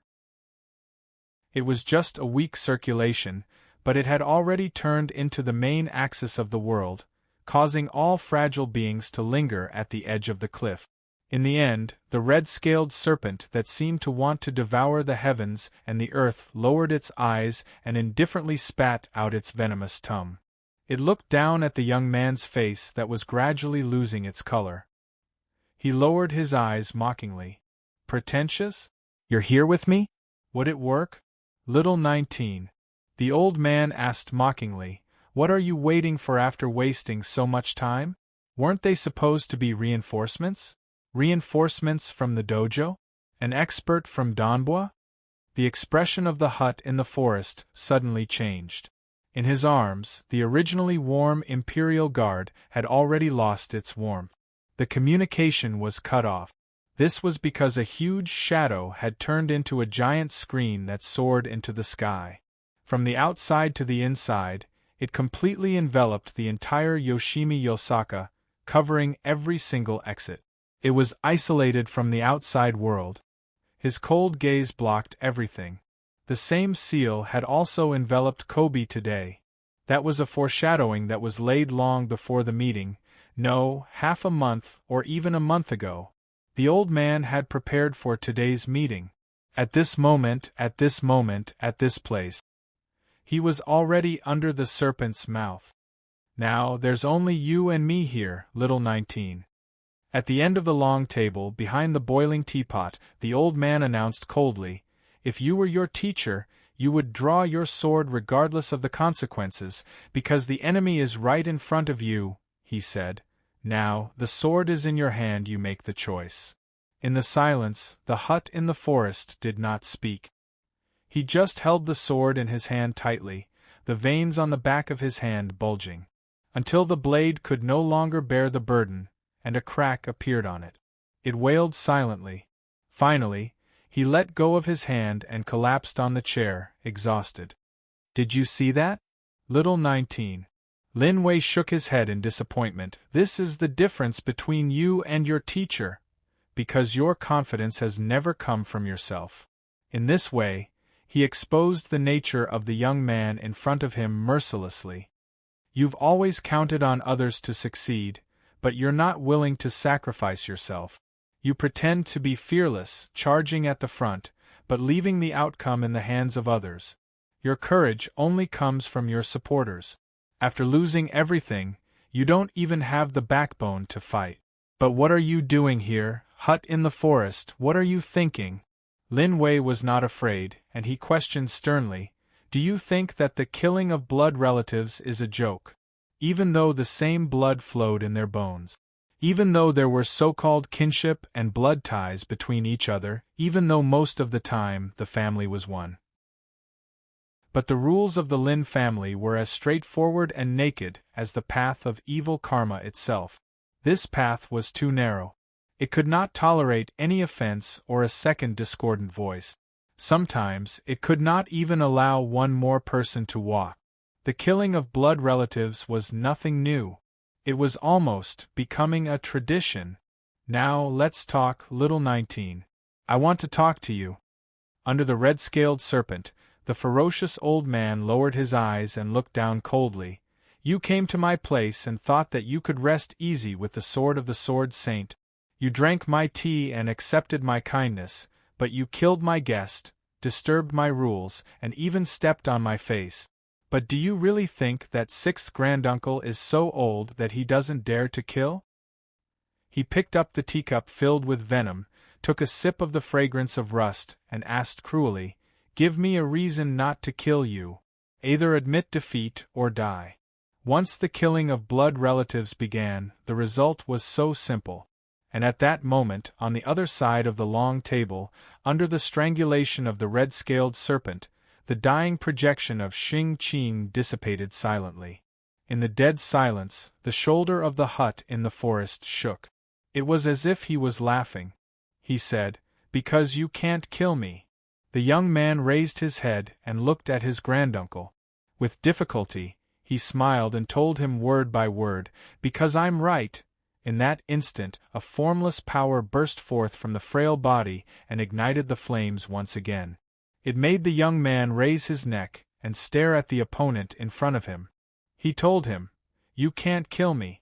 The hut in the forest said, because I came here not only as the little 19 of the Lin family, but also as a representative of my teacher, the inner circle of Donbua and all the beast men. It was like all the heroes who faced the powerful villains on TV. Even if they were standing on the edge of the cliff, facing death and despair, they could still hold their heads high and say, "I represent justice. You can't kill me. You can't kill me either." He raised his hand, wiped the blood from the corner of his mouth, and told him with absolute certainty, "Because the general trend is with me." At that moment, the entire Jinling village suddenly shook. Everything shrouded in the shadow of evil shook for an instant. Because something discordant had invaded, something insignificant had arrived. Facing the endless darkness and terrifying pressure, step by step, they walked into this hell of despair. Someone had arrived, holding a candle flame. Even if the light was so small. In the east, in the west, in the south, in the north, in all directions.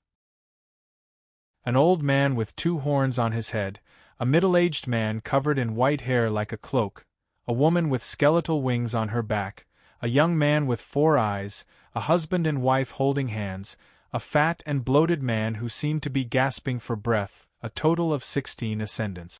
16 beastmen from Donbua, the border, Ingzhou, America, the Russian Federation, Egypt, and even hell. Some were so powerful that they could shake this pitch-black shadow hell, some were so small that they were not worth mentioning, and some were already trembling just by standing here. They came here today for the same purpose as the hut in the forest. For the future described by the Donbua he represented. Do you see, 6th uncle? You can't kill me. The hut in the forest smiled.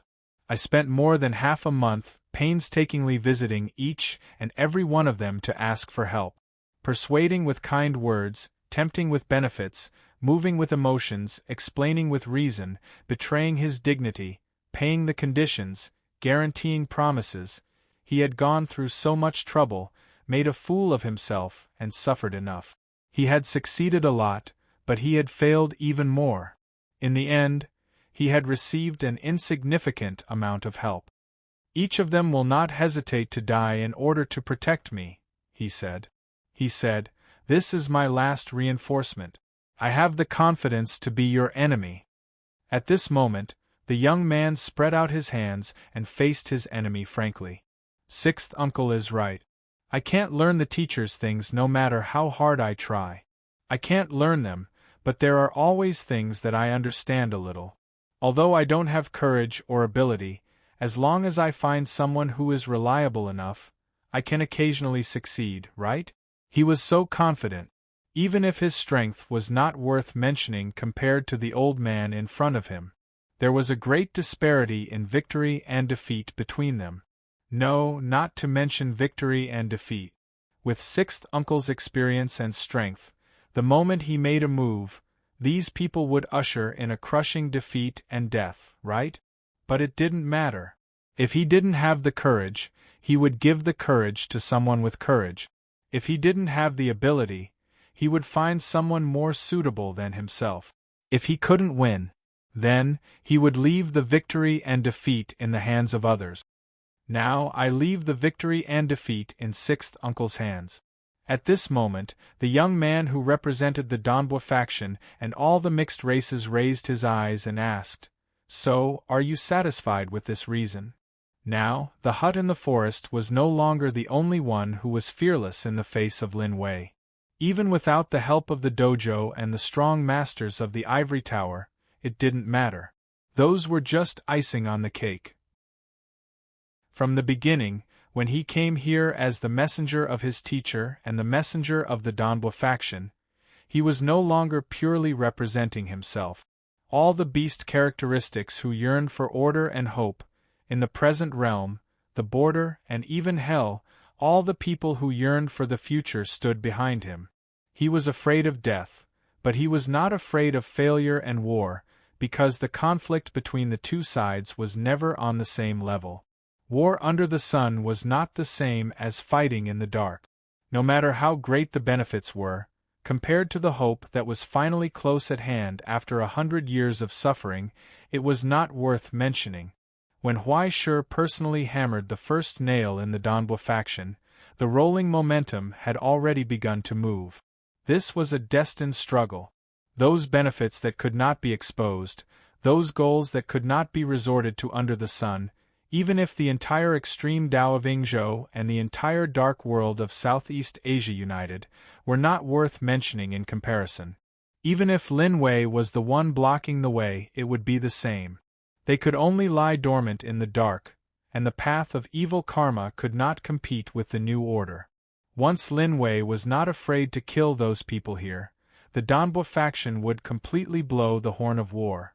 At that time, not only the ivory tower behind them, even the Yingzhou lineage and the Central Bureau would not stay out of it. And before that, the 6He faction would become the enemy of all mixed races. The stumbling block on their road to freedom. Now, it's your turn to answer me. The little hut in the forest raised his head and asked softly, Sixth Uncle, do you want to settle your grudges quickly? Or do you want to live forever? Dead silence.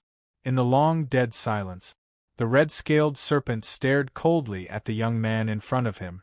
The old man behind the long table did not speak, but just looked at his face, as if to confirm something. You really don't look like your teacher, little 19. The old man poured the remaining tea in his hand into the teapot, letting the dark venom silently flow away. As if mocking himself, he chuckled softly, but you don't look like a member of the Lin family. Are you a traitor or a rebel? Is this not good? The little hut in the forest asked again. No, this is good. Lin Wei said fearlessly, at least it proves that you've grown up. You're strong enough to be independent. You've done very well. Better than me, no, better than your great-grandfather when he was young. If he knew, he would be happy for you. Will Sixth Uncle be happy for me? Not at all. The old man sighed regretfully. When I think of such a freak and variable in the family, I want to kill you even more. I should have done it earlier. That kind of killing intent was genuine. It was as if he had witnessed the birth of a black sheep. He had witnessed the birth of a disaster. It was so vicious and so regretful. With such talent and determination, why couldn't he use it for the right way? The old man lowered his eyes and suddenly asked, You want all of it? All of it. Well, then go and get it yourself. In the shadow of the dissipating serpent, the old dragon of the 6He Society said indifferently, I'll give you a chance. How much you can get depends on your own ability. The little hut in the forest's face froze and immediately became cold. Sixth Uncle, are you questioning my determination? No, I'm just questioning your ability. Lin Wei was not afraid and said coldly, You have to let others see if your ambition is worthy of what you say. This is your problem. He said, Do your own thing. Take care of your own mess. The old man waved his hand coldly and threw a box from the other end of the long table. It fell in front of him, rolled, opened, and something wrapped in brocade rolled out. The little hut in the forest froze in place. He couldn't believe it and didn't understand what had happened. Rules are rules. This is the last principle I'll teach you as Sixth Uncle. If I can't kill you, I've already lost. The old man propped himself up with his walking stick and looked at him one last time. He turned and left. The darkness rolled and dissipated. For most people, it was as if they had just had a long nightmare. When the nightmare suddenly dissipated and they returned to reality, their consciousness seemed to be still in the endless darkness. They were sweating profusely and gasping for breath. When all the participants looked around with pale faces and looked at each other in shock, they found that the old man who had been sitting at the head of the table had disappeared. The blood was still on the table and the surrounding walls. The fragrance of malice and the smell of rust still lingered in the air. In the blink of an eye, they suddenly realized what had just happened. But when they raised their weapons full of hostility and aimed at the young man below, the dull woman at the head of the table looked as if she had seen a ghost. Her face was distorted. She couldn't help but scream. Lin Shurjiu, what are you doing? Fourth aunt opened her eyes wide and hysterically scolded. That's not something you can take. Don't be presumptuous. At the bottom of the table, the young man shrugged helplessly. Look at what you're saying. Everyone's surname is Lin. Why can't I be the one in charge? The little hut in the forest leaned back in the chair calmly and grinned. In his hand, wrapped in brocade, was an ancient short stick with ferocious scales carved on it. A dragon head. Chapter 875. 9 hours later, a metal train full of goods stopped outside Kyoto, in the station that belonged to Donbua Industries. After the carriage was pulled open, the stench of feces gushed out from it. Bright flashlights shone in, illuminating the haggard faces with disheveled hair and dirty faces. They gathered together. Some were male, some were female, some were old, and some were young. Their faces were bloodless, some were pale, some were sallow, and none of them were healthy. Some people shrank back uneasily, some took the lead nervously, and some young girls bit their lips, tried to wipe their faces clean, puffed out their chests, and quietly pulled down their necklines, trying hard to show their value. There were also people whose eyes were filled with hatred and anger, gritting their teeth. Most of them had no strength left. They just lay on the ground numbly, panting in a daze. Without exception, they were all mixed race. In the silence, Lin Shurju looked at those gazes, wanting to say something but hesitating. But soon, he retracted his gaze and turned to leave. When he got out of the car, he said to the person there, "Please count the number of people, Wenokuen. Wash them clean and check them. Be quick and finish before the next batch comes." The burly man with sharp teeth nodded and didn't say much nonsense. He raised his hand and put on the hood of his raincoat. He waved his hand behind him, and a dozen people immediately rushed in with short sticks and began to unload the goods violently and efficiently. The whistles were sharp. From time to time, there were rough urges and angry curses. The mixed-race people on the truck were chased down one by one. Regardless of whether they cooperated or resisted, someone immediately stripped them of their clothes.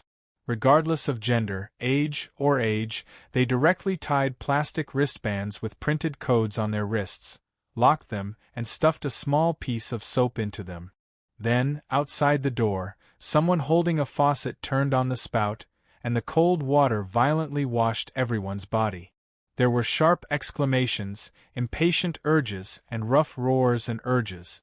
After washing up, the people were pushed into a temporary disinfection corridor. After passing through the suffocating white fog, they were stuffed with a set of dried uniforms. Immediately, they were sent to the temporary settlement by the carts. No one explained, and no one came out to comfort them. There was no time to waste. There were more people waiting behind. I'm afraid that the people who came to this place wouldn't believe the lies of the rescuer either. Most of the mixed breeds would only think that they were being sold again as cheap tools, disposable consumables, and sent to a crueler place.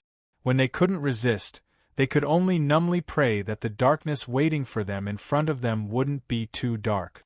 But he did not dare to imagine that there would be light. The cars from Kyushu have already arrived? The smoking homeless man scratched his head and took out a can of beer from his coat pocket. He raised his head and gulped it down. Wiping his mouth, he joked, "So fast. Don't people from Ingzhou like to dawdle? Why are they so fast this time?" Dragonhead's words are indeed effective. The cabin in the woods glanced at him and ignored him. That's the third batch tonight. There was more to come. Sharp curses came from afar. You will die a horrible death. You will all die a horrible death.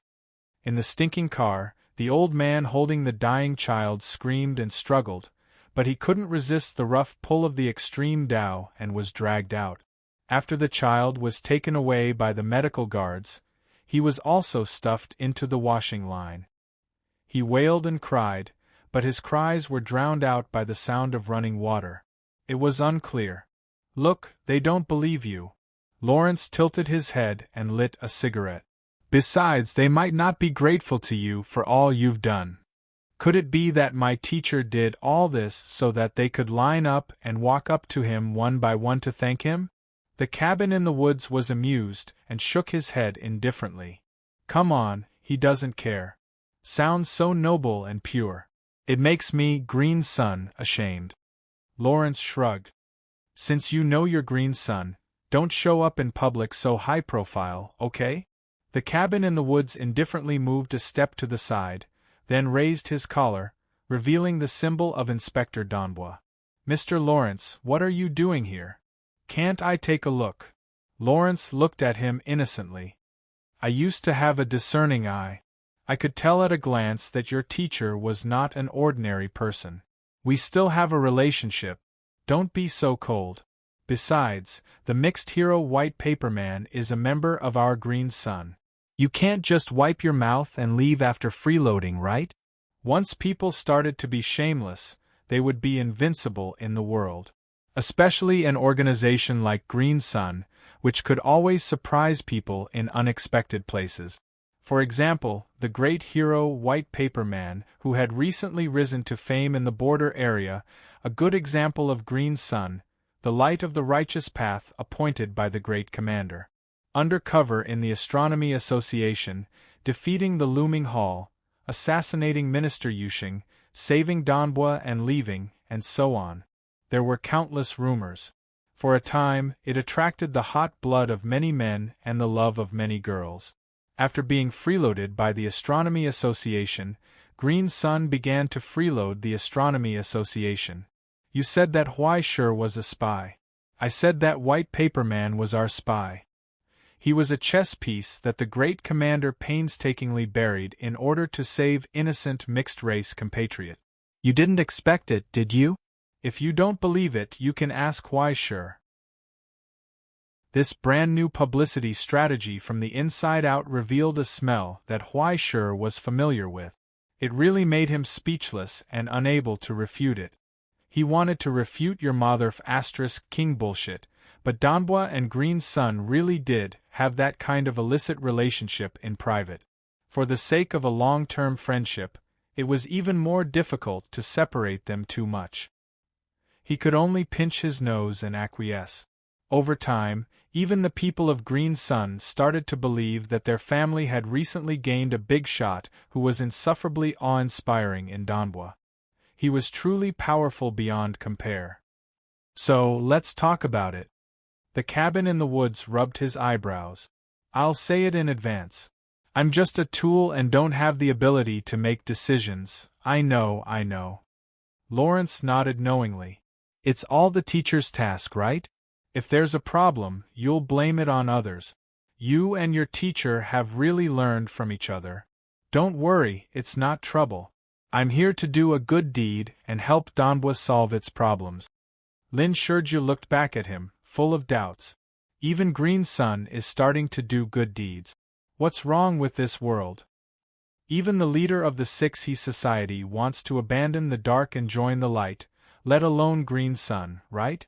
Lawrence no longer entangled on this point and said straightforwardly, Indeed, I need to congratulate you first. Donbois has completed the crucial second step. After the next hybrid statistics and birthplace are completed, it will become the holy temple in the hearts of all the beast-men. But the key is these people. He raised his finger and drew a circle around the stinking train in front of him. What are you going to do with these people? Donbois is free to arrange them. Lin Shurju replied coldly. You should ask Yuan about the relevant planning. I understand. Donbois needs manpower. All kinds of things have to be done. It lacks manpower and manpower.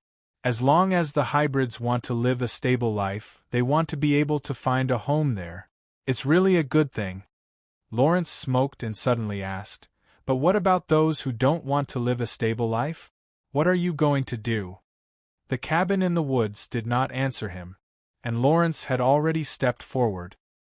He stood in front of the stinking carriage and looked inside. He did not dislike the filth in it. Instead, he took a deep breath of the stench and exhaled a dim smoke. He sighed softly. Look, Mr. Lin. The feces, the blood, the phlegm, the stench, the enclosed space, the endless fear and waiting. This is what they have experienced along the way, he said sympathetically. How pitiful. The cabin in the woods replied coldly, We have done what we can. I know, I understand. Lawrence turned his head and smiled, but it was exceptionally mocking. Do you know? Even in such an environment, for many people, this was already heaven. Compared to the mines, devil's dens, and poison kills they used to live in, it's like a villa by the sea. It's spring and flowers bloom. It's unimaginably beautiful. As if recalling the past, the tramp's eyes lit up with a strange fire. For many people who are even more unfortunate, this world is like hell. You can't save them, Mr. Lin. You, your teacher, the ivory tower behind your teacher, even the former Utopia and the Astronomy Society are the same. He said firmly, they have long been destroyed by misfortune, pain, and despair. They have been destroyed by everything they have experienced. Family, love, hope. After everything they relied on for a living was taken away, they were injected with malice and grew up in a dark place like hell. A stable life and a beautiful future can't heal them. Their hearts have long been filled with hatred and anger. Your Donbua is not their heaven, nor is it the place they want. They are your burden. Lawrence told him. As long as they have the chance, they will take revenge. As long as they are still alive, they will become hidden dangers and poisonous seedlings. No matter how many times you try to save them, they won't be used again. The cabin in the forest lowered his head indifferently and lit the cigarette at the corner of his mouth. Donbua has its own management system. You don't have to worry about it. The system can't solve all problems. Lawrence said, there are more suitable places for them in this world. He glanced into the distance. In the deep night there was nothing. He was referring to a more distant and ethereal place, the bottom of the sealed border, Canaan. The place where the abandoned gathered together to keep warm. I want to take them away, Lawrence said.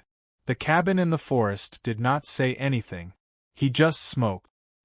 He raised his head silently and stared at the sky above his head. But there were no stars in the sky, only dark clouds. He suddenly thought, if the teacher was here, how would he answer? But then, he suddenly did not want to continue thinking. Because he already knew the answer.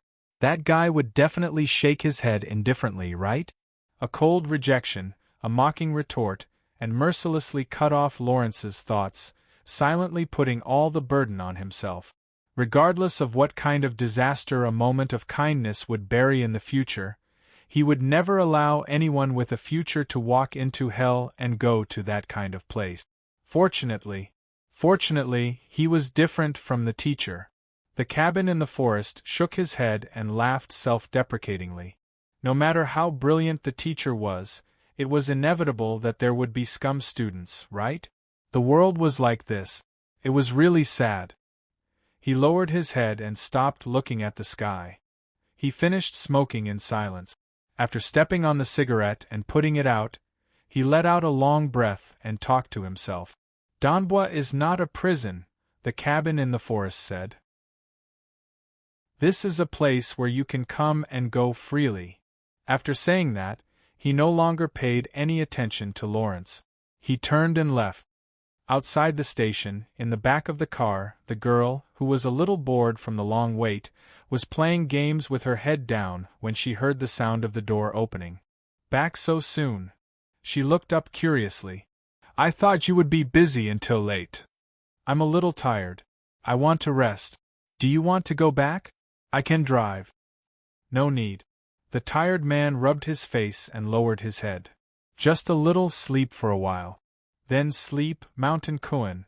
The girl reached out, rubbed his hair, and told him, it doesn't matter how long you sleep. I will be with you. She smiled, and her eyes were as bright as stars. A gentle hug. The cabin in the forest closed his eyes. Chapter 876. W. I don't know what the people from Green Sun just said, but Lin Kuan couldn't lift his spirit. Thank you for your hard work. Please have a good rest. Leave the rest to me. Although it's not good to say this, can you kill the bad guy? Please be magnanimous. I'll take care of it. Then I'll leave it to you, Yuan-chan. 10 minutes later, Yuan Yuan put down her phone and rubbed her swollen forehead. She couldn't help but sigh. The old assistant from the ivory tower brought over a cup of tea and smiled.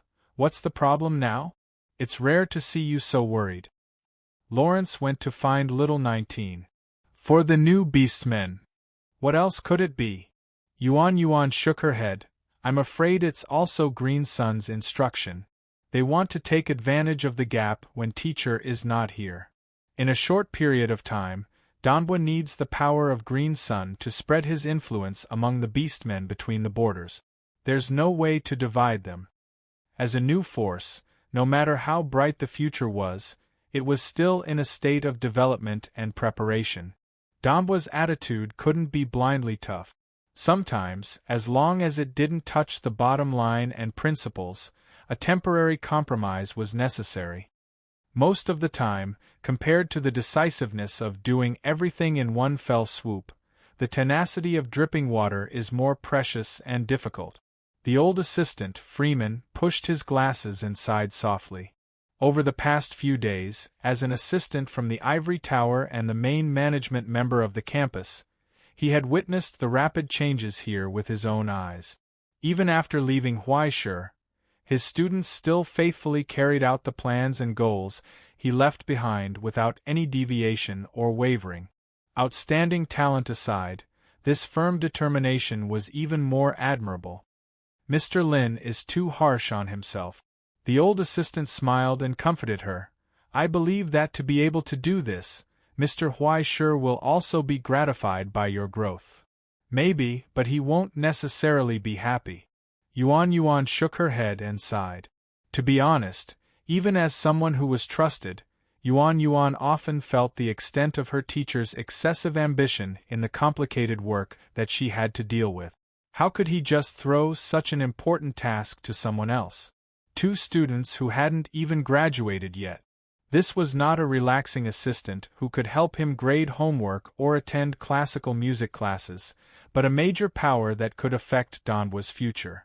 Even if he had the support of the ivory tower, he was still too confident.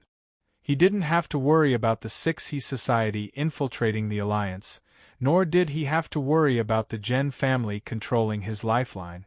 They were even more indulgent than they were. Because of this, Yuan Yuan would be more cautious when making decisions on behalf of him. Lin Shurjiu was even more cautious. Every day he would say, "It's just my teacher's task." How he wished he could become a fully automatic tool. It was as if a newbie player had suddenly been thrown aside by a top-notch big-shot account that he could play and learn as he pleased. The pressure was immense. However, progress and growth were equally gratifying. But even so, they still had their limit. In the face of this world, even a behemoth like the Astronomy Association was still powerless, let alone a mere Danbo. There were some things that even Huaishe couldn't solve. Just like those beast traits who were filled with hatred, they had already fallen into their own hell. There was no cure. Even if they stayed, they would only become a hidden danger. "Don't feel sorry." Freeman looked at the numbers on the report and sighed helplessly. "This is an inevitable choice. I believe Mr. Huaishe can understand." "Teacher will definitely understand and will be very angry." Yuan Yuan raised her eyes and said calmly, "It's not because Forest Hut gave up on those people, but because he took this responsibility for himself." She was completely sure of this. Even if he knew all this, Huaishe would never have any criticism or dissatisfaction with Forest Hut, but he would also not agree with his choice. Because even if he had to make a sacrifice, it was not something that Forest Hut should decide, and it should not be a stain on his hands. He should not follow the same path as the Lin family. Ever since the day she had accepted him as her student, Huaishe had never had such a thought. Even if it was natural for the Lin family to take the blame, and even the Lin family themselves felt so. Even if the Astronomy Society wanted to pursue Donbua after the event, Huaishe would definitely forge his own signature to prove that all of this was his instruction. Isn't the so-called teacher and student like this? The old assistant chuckled softly. In comparison, children are an extension of the bloodline, and students are the ideal future. He hopes that you can be better than himself. He is the future of others, and in the future you will also be his future. This is the meaning of inheritance. It's really heavy. Yuan rubbed her eyebrows and sighed in distress. Don't worry, there is a heavier reality waiting for you. Freeman put down his pen and knocked on the table. The report on the table flew up as if it was alive, danced, and landed on Yuan's table. It neatly turned into a stack. He said, "You also have to make a decision, madam." Now, when Huaishir left, the affairs of the Danbo campus were jointly decided by the two students appointed by Huaishir as agents. This was not because the Ivory Tower's assistance was insufficient, but out of respect for the campus, they would not overstep their authority. Only when the two could not agree, would it be uploaded to the School Affairs Office according to the procedure. If the School Affairs Office could not make a decision, then Vice Principal Isaac would discuss it with Russell. For example, now, the preliminary population census of the Danbo district had come out with results, and part of it covered the beastmen who were constantly gathering in Danbo from the present and the border. In that case, the biggest problem they had to face was how to settle them down. With the size of Danbo, no matter how many came, it would be able to digest them. After obtaining civil rights, anyone with a skill would be able to get a foothold in Danbo. Even if they did not know anything, they would be able to earn a living if they worked hard. Not to mention the training that the Ivory Tower's abundant educational resources could provide. In this situation, the most troublesome were not the homeless who had nowhere to settle down, nor were the homeless people with hatred. Instead, it was the old, weak, sick, and disabled. Due to the torment of illness, the average lifespan of the beastmen was generally no more than 50 years old. Those who were over 40 years old were already considered old. Moreover, long-term malnutrition and the erosion of the abyss sediment, as well as the restrictions of the living environment and the lack of medical conditions, caused most people to age prematurely. What's more serious is that the beastmen who were recently transported here— Freeman adjusted his glasses and hesitated to speak. Most of them were used as cheap labor and slaves. They worked in mines and workshops that did not see the light of day for many years. Some were even used to cultivate and experiment with forbidden drugs, not to mention the tragic experiences of selling sex and organs. Many of them even doubted how they were still alive when their bodies were examined. How to settle these people was now the top priority. Should they be saved? Should they be treated? How much subsidies would they have to pay? After treatment, they might not be able to recover. After recovery, they might not be able to work. Even if they worked, they would definitely bid farewell to physical activity. But did Danbo really have so many jobs? From the coldest and most utilitarian point of view, those people full of hatred were not a burden to Danbo. These sick and weak people were. And the damage caused would only be greater than those people. If it was not properly dealt with, Danbo, who had just started out, would undoubtedly be covered with a layer of shadow. It would also be an unbearable burden for the finances. No matter what, let's hurry up and treat them. After all, time is precious. Yuan sighed in distress. Don't we have an agreement with the medical institution of the continuation hospital? Providing the biological data and information of the beastmen, plus the experimental and cost reduction of the new drug, it might not cost much. What's the next arrangement? Freeman asked. Will Danbo be responsible for their future lives? There's one good thing about modern society. It's not easy to eat, and it's easy to eat until you're full. It's just a few more mouths. If they can't engage in physical activity, doing some light and simple social work, even pasting paper boxes is better than doing nothing. Yuan thought for a moment and said seriously, let's do our best. This is not something that can be solved with a moment of determination and effort. Freeman reminded. For Danbo's finances, this is a long-term pressure, and may even last longer. There will be more problems in the future. Do we need to discuss it with Mr. Lin? He won't object. Yuan laughed. Otherwise, the teacher won't be angry when he comes back. He'll beat them up. She was also incomparably sure of this. From the perspective of management, this is something that doesn't have any cost-performance ratio. Donbua is not responsible for them, Miss Yuan. Freeman said, "We don't owe them anything, and we've even done our best. Even if we give up, no one can blame us. They're just unlucky. They didn't come at the right time. But if you want to do something, how can you just look at the pros and cons? There are always things to do, Mr. Freeman, whether good or bad." This was not the same as doing business. It had nothing to do with the so-called luck. "This is not their luck," she said. "This is Donbua's responsibility." So, Yuan calmly picked up the pen, signed her name at the end, and stamped Donbua's seal. Then, she reached for the next document. The work continued. Some burdens could be cut off, but some burdens must be left behind. True or false, good or bad, lies or hope. Time would tell. This vast destiny was the proof of the existence of the future. At the same time, on top of Helios, Huaishur raised his eyes. A lonely and pure silhouette leapt out from the heart of the eternal frost furnace in front of him. Stepping on the steel ground that had turned green, the white deer nimbly strolled through the irises. Its tall antlers spread out like a tree crown, growing countless flowers. Its clear eyes quietly observed everything in front of it. Origin, substance, equipment, compassion, incarnation. Chapter 877. Unexpectedly, after passing the most difficult period of development at the beginning, the subsequent battles were smooth sailing. It was simply a crushing defeat. Such a lackluster development was completely out of Huaishur's expectations. He had been prepared to write 100,000 words in the Book of Destinies, but he did not expect to skip the early stages with a quick refresh. Still, that was normal.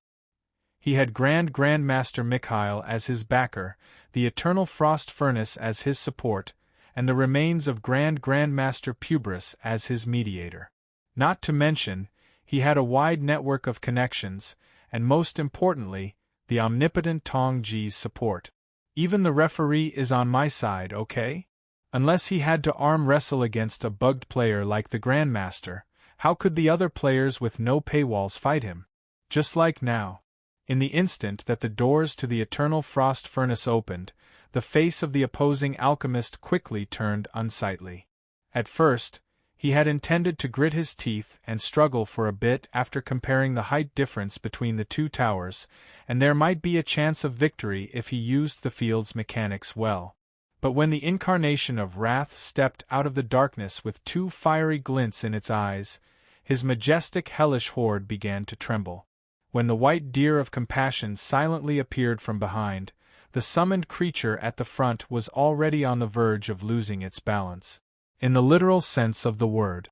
It was as if spring had arrived on the battlefield that was suddenly filled with lush grasses and flying orioles, chirping birds and fragrant flowers. All things were growing wildly.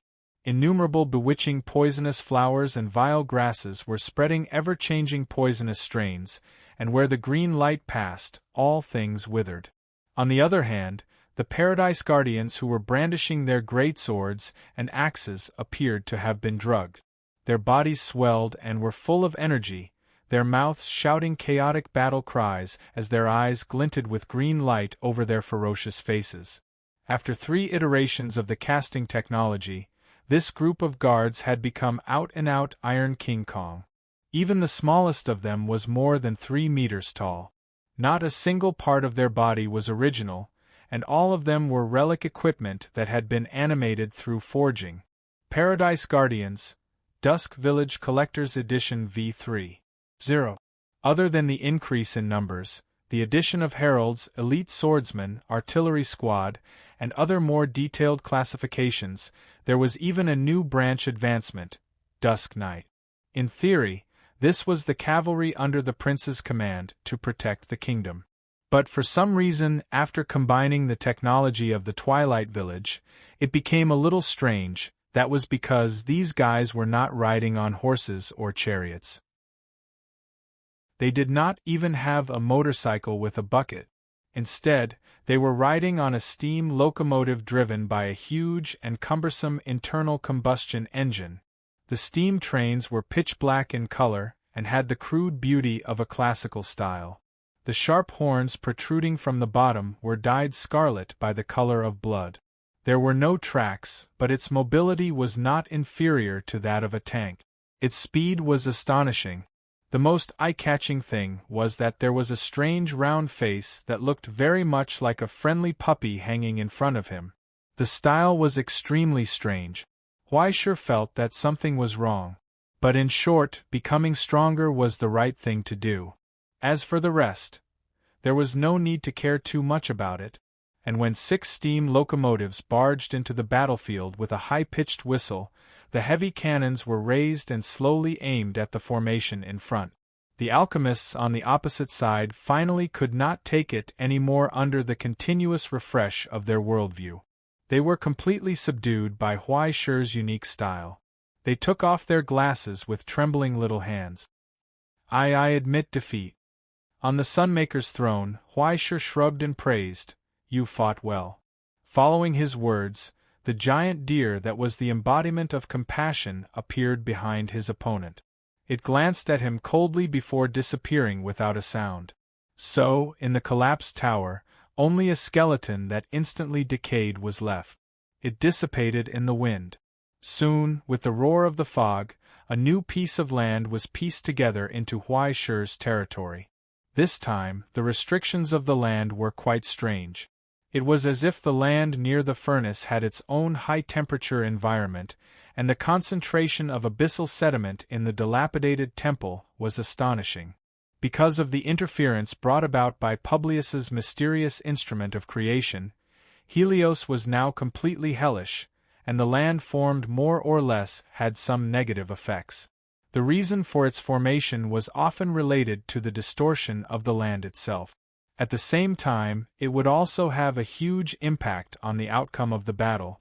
Before this, the only time Huaishe had been defeated in the showdown before the gods was when he fought with others for the broadcasting center of Helios.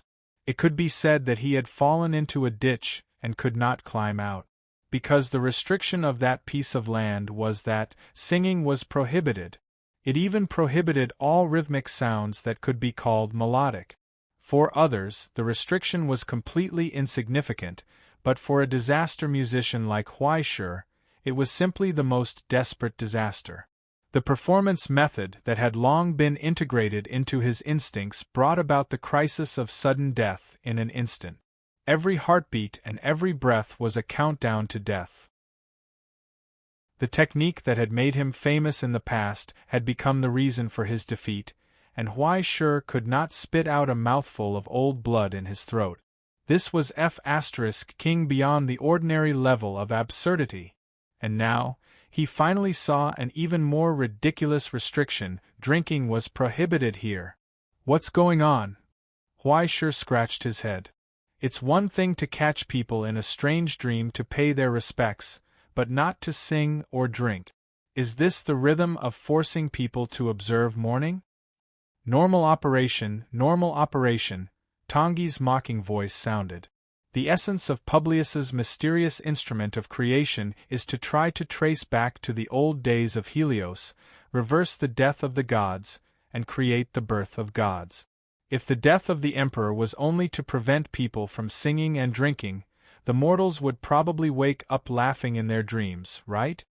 Helios itself was once the territory of the gods, and after combining with the vision of the death of the gods, such restrictions could not be more normal.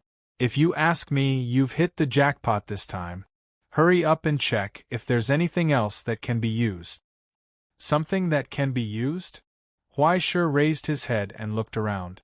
Countless giant cylindrical cauldrons stood in great numbers, and the air was filled with a pungent sour and rotten smell. Many of the cauldrons had cracked, and all kinds of strange liquids leaked out from within. The messy corpses on the ground had long been corroded into bone. He walked among them, distinguishing the functions of the instruments and the solutions. Storage, sedimentation, filtration, and sifting. This was one of the pre-processing centers for alchemy materials in Helios.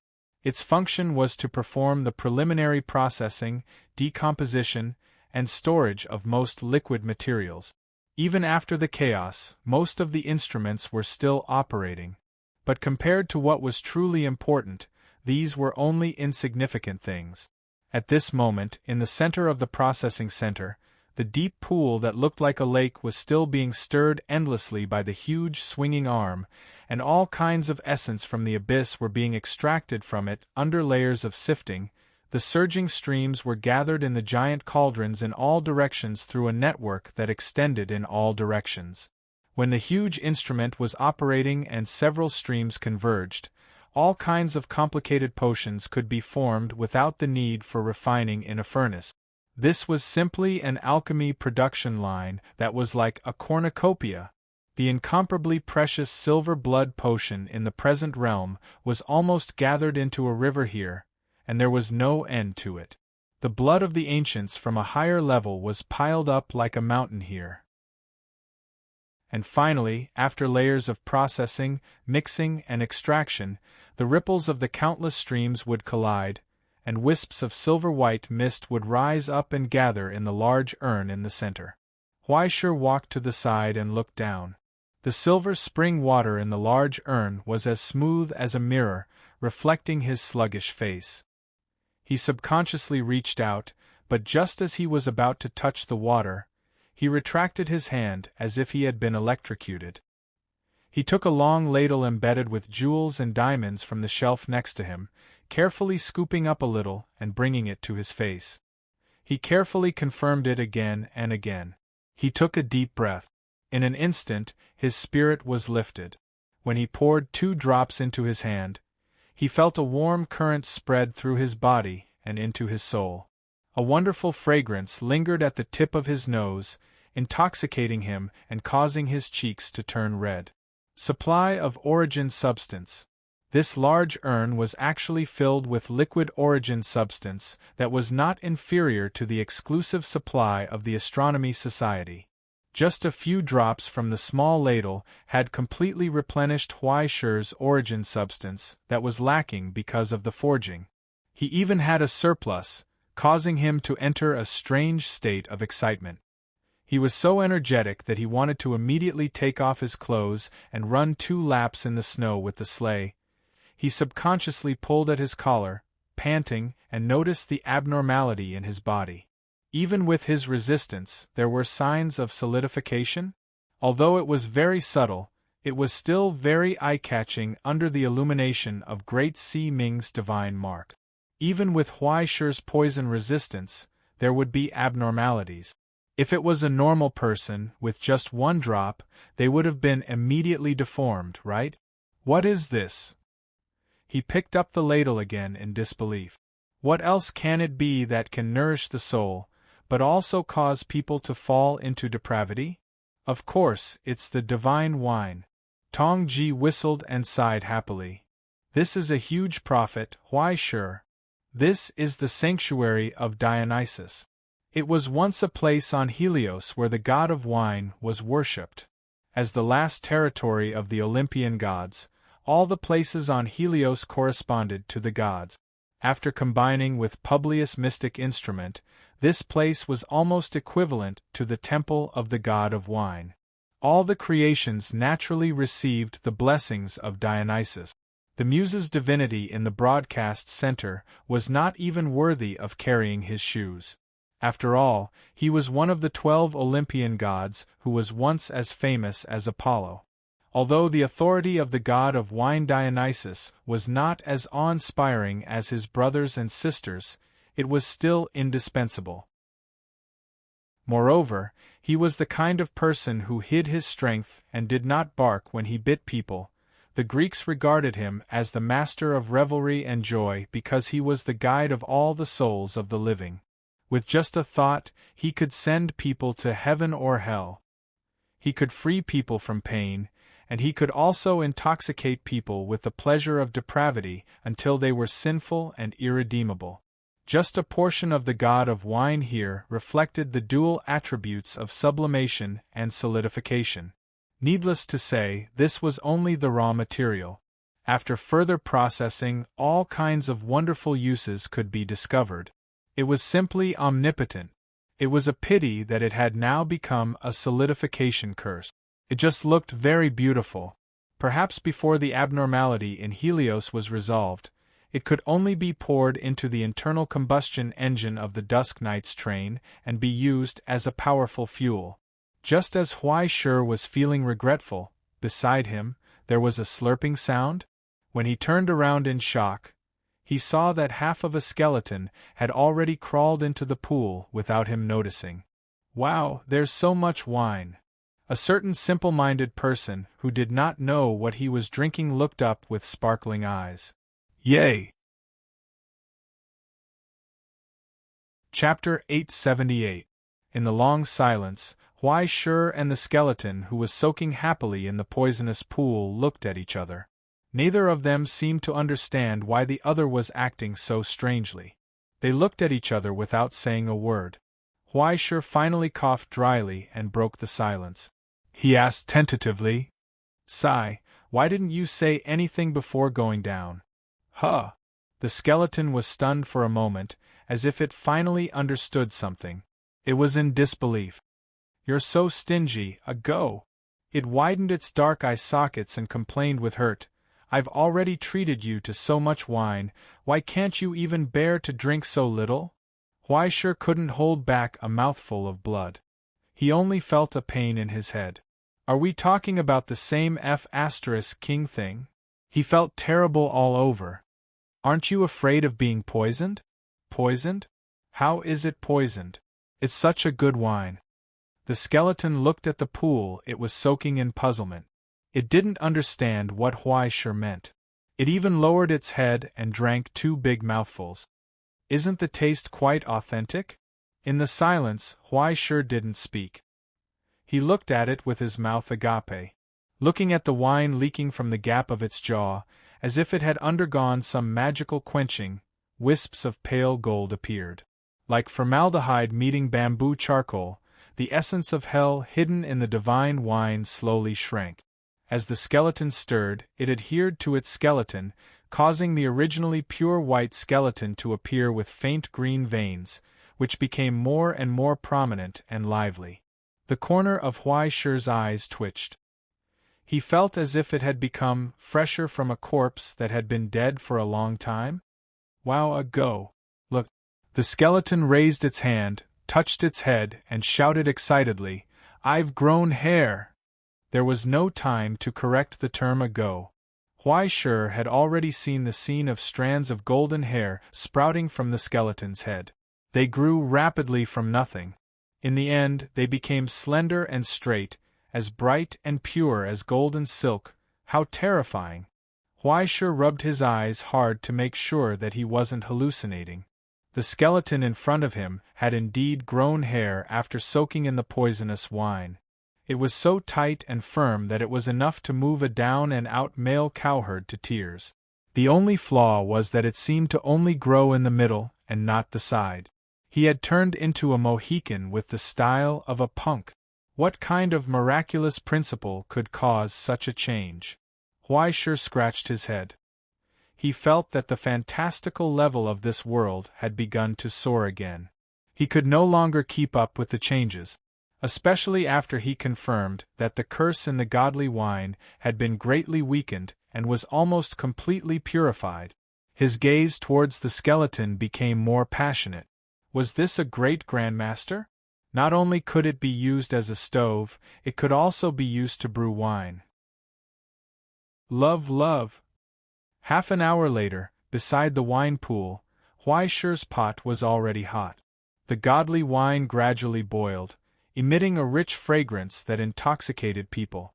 In the gradually tumbling water, the skeleton's 2 arms rested on the edge of the pot, and a hot towel covered its head.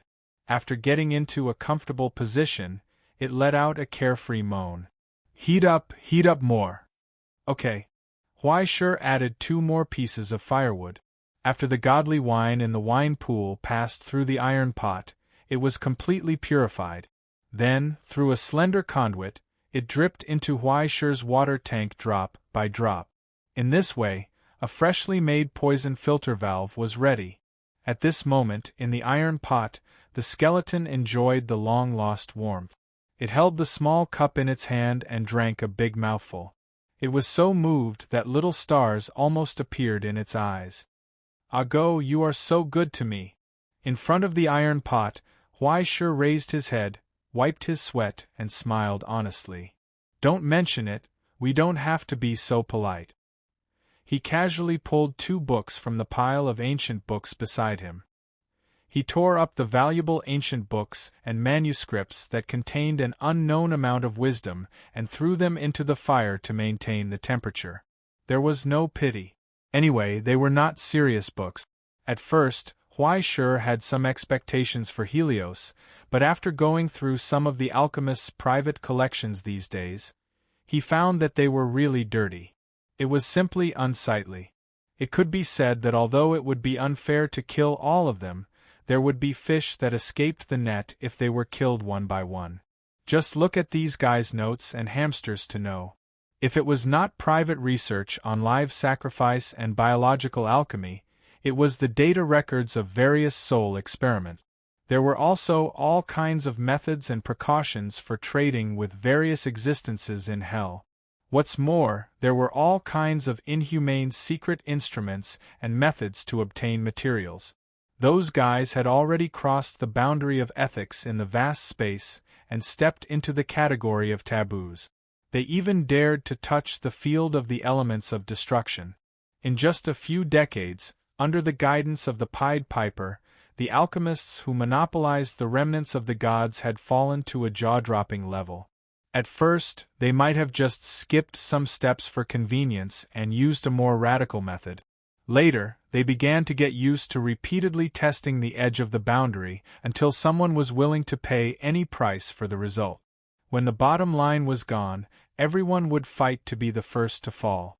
In order to circumvent the restrictions of the 3 major seals, the increasingly crazy alchemists even tried to simulate the environment of old Gaia in the enclosed space of Helios to be closer to the ecology of the Chaos era. It was not a harmless phenomenon like the coral clouds, but an invasive species that would cause endless trouble. It was a poisonous environment that was absolutely incompatible with the current situation.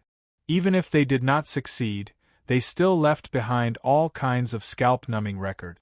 The ancient Grand Master Solomon had predicted the 72 sequences of hell, and they had revised 21 of them.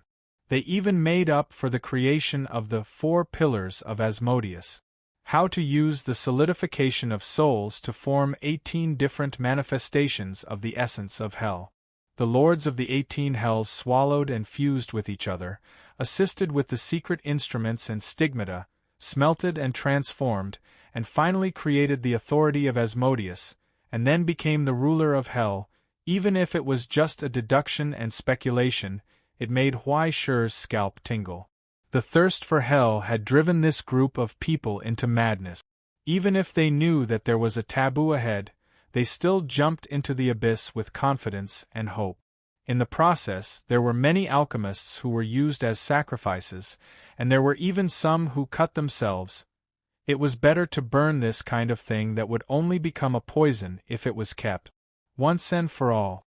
In the midst of the burning, Huaishur paused and glanced at the end of the paper in his hand. Unlike the madness and distortion of the content, the handwriting left by the writer was full of certainty. It could be said that the strokes were iron-like, and the power was penetrating the back of the paper. Full of hope, he left a prayer for the future at the end. "I am offering a meager sacrifice today, in order to reap the fruit of redemption in the future. May the truth have mercy." Seeking salvation and hope in hell, seeking the truth, it was like a cold joke. But this was the essence of alchemy. If he attributed the hell he saw to the erosion of the Pied Piper, he would be underestimating Helios too much. Even if there were no believers of the Pied Piper, It was only a matter of time before Helios lost control. The existence of the Pied Piper, the element of destruction, was nothing more than a catalyst. It caused the existence of an organization to fall into collective fanaticism and extremes, distorted beautiful dreams and ideals into hell and despair, and caused all the huge future to collapse due to its own weight. Those who pursued justice became lunatics who couldn't tolerate any evil in their eyes, those who longed for the truth burned themselves by playing with fire, and those who expected salvation fell into hell. That was what he was best at. It was as if he had just casually pressed the switch that represented the impulse to self-destruct, and everything began to rapidly change beyond recognition until it fell apart, and its original appearance could no longer be seen. Truth. The skeleton in the iron pot soaked in wine looked at the paper in Huai Shi's hand as if it was drunk and couldn't help but sneer. What's the use of truth? It can't be eaten. Huai Shi was slightly stunned. He casually threw the broken page in his hand into the fire and looked at the skeleton of Pubris. I thought you would feel the same way. No, my uncle used to think about this stuff all day long. Didn't something happen to him in the end? That's why people with good brains like to think too much. The skeleton, who had been cooked to 90% well, burped happily in the divine wine and concluded, "It's still better to eat and drink." That was great. Huai Shi was speechless. You're the skeleton of a great grandmaster. Why didn't you inherit even the slightest bit of the great grandmaster's nature? You only think about eating and drinking. But what he said did make sense. Eating and drinking was indeed good. Who didn't like to live a life of good food every day? Huai Shi couldn't help but feel the same way and express his agreement. But the skeleton began to moan and groan. But it's not good to eat and drink too much. You'll run outside and mess around. Ah, I remember now. It suddenly slapped its forehead and cried out. Huai Shi subconsciously raised his spirits and saw the skeleton look over. It had a head of magical Mohican blonde hair and said to him in a very serious tone, "My father might not be a good person." In the long silence, Huai Shi's expression twitched and he nodded with difficulty. "Yes, I can see that." The skeleton waved its hand and emphasized seriously, "No, what I mean is, he seems to be messing around outside behind my mother's back, and then? She gave birth to a little zombie?" Huai Shi looked up at the sky and sighed expressionlessly. "Brother, why can't you remember anything useful?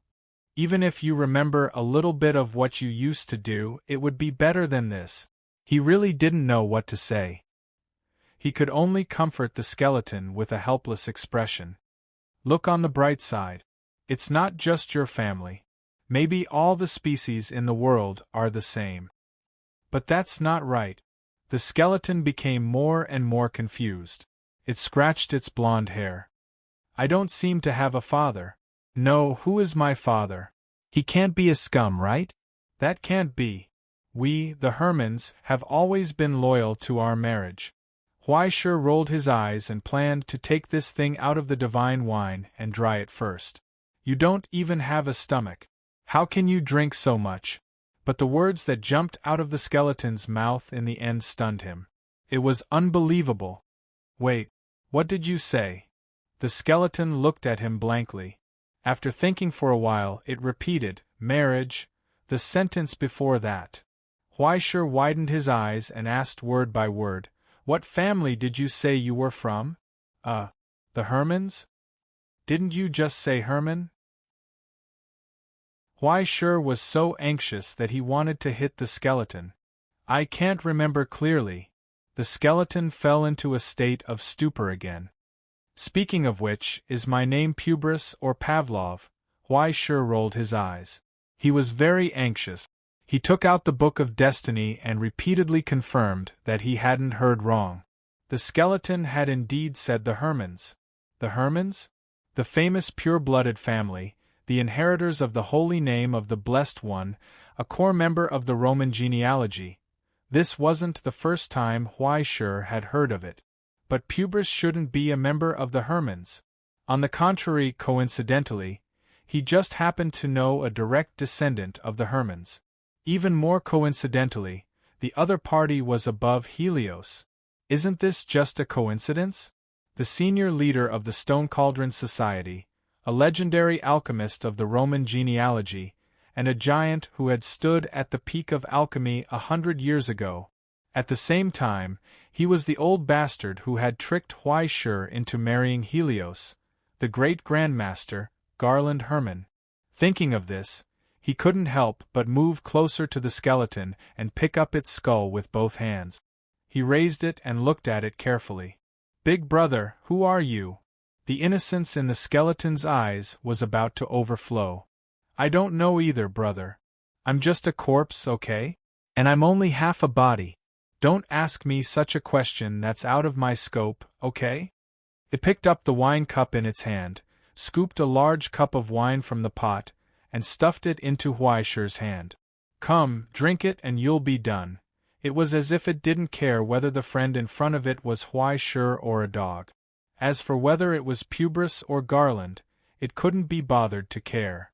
What was the use of thinking so much? It was better to eat and drink. Chapter 879. Within the gloomy hall, countless translucent faces floated in the alchemy array on the ceiling.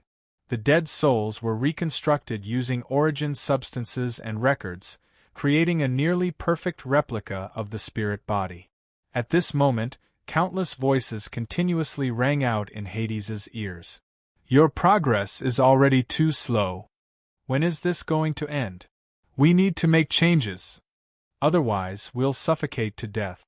I said a long time ago that we should use Rome's secret methods. The outdated Greek methods won't work. There's no point in going back on our words now. It'll only increase the internal strife.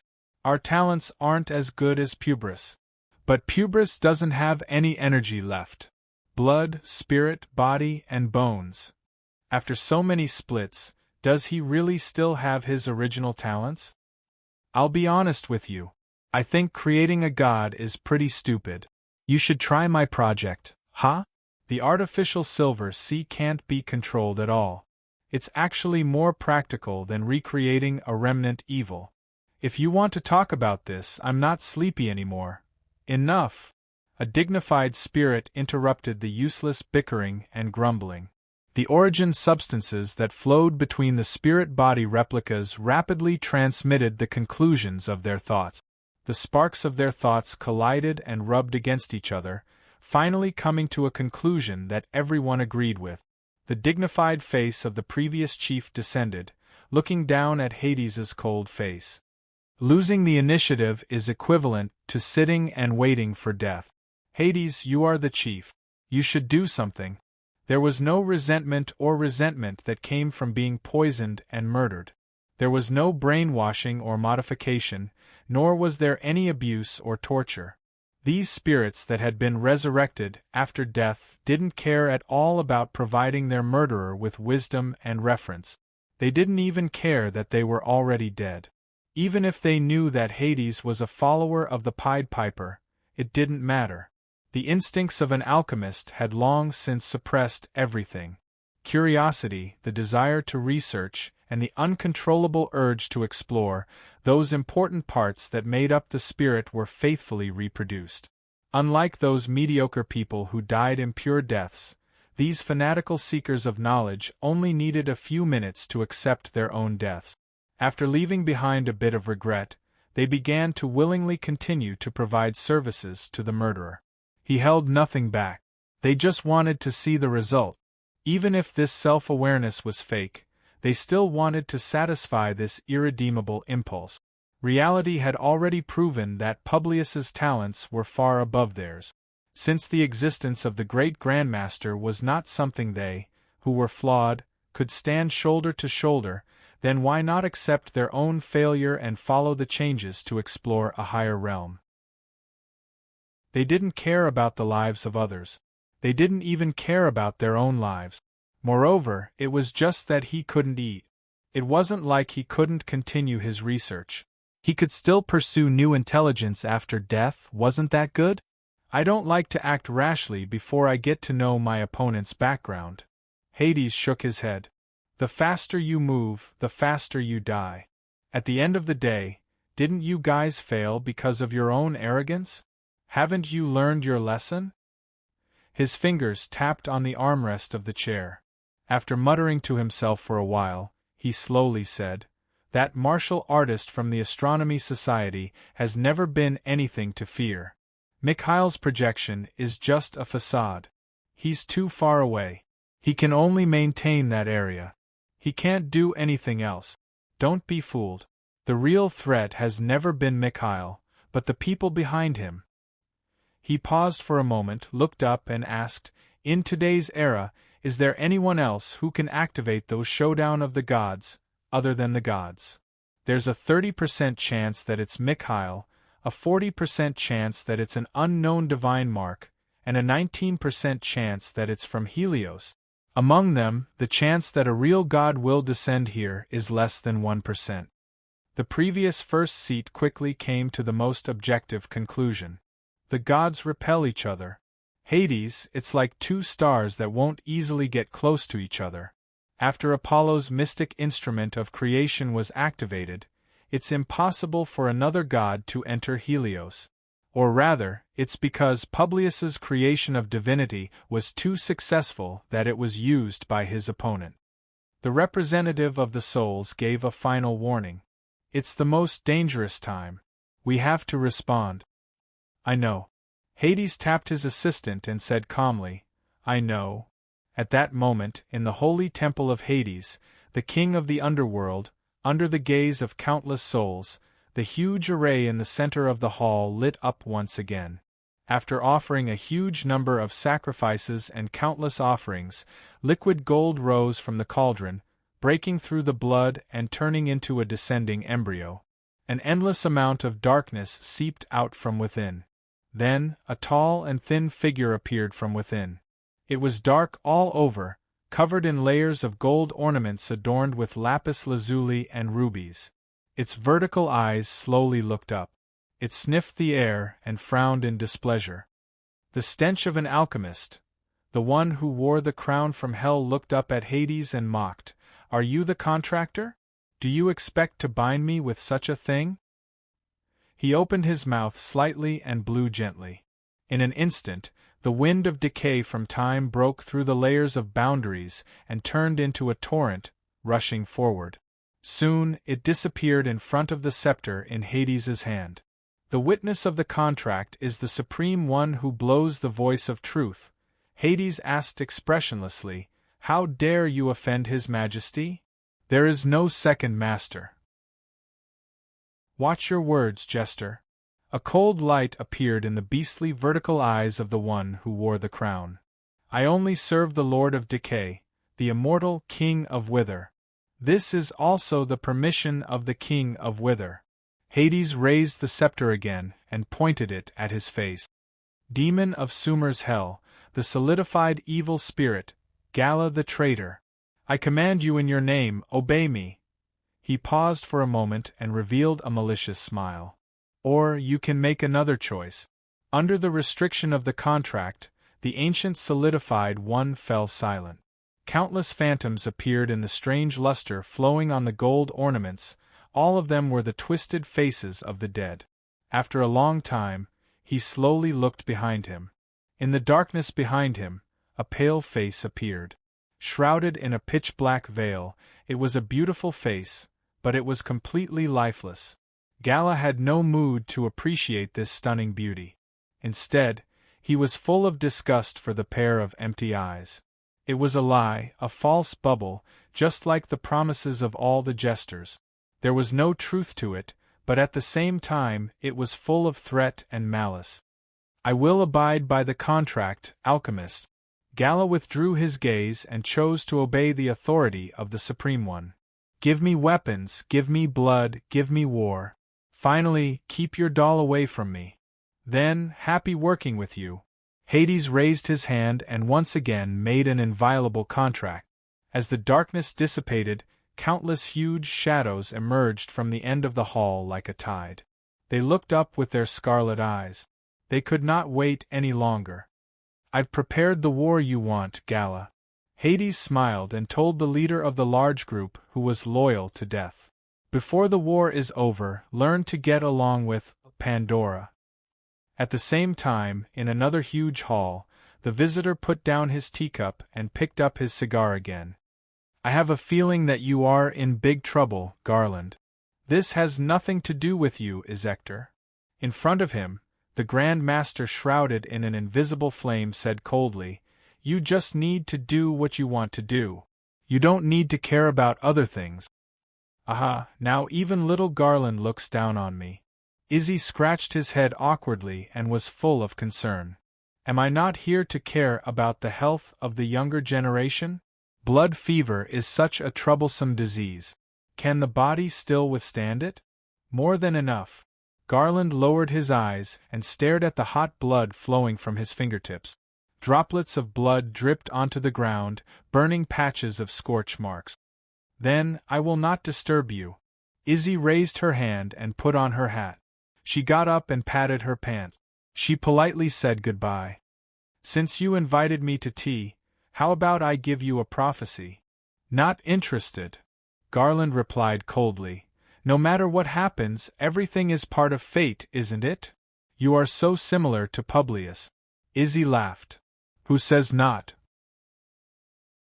Garland retracted his gaze.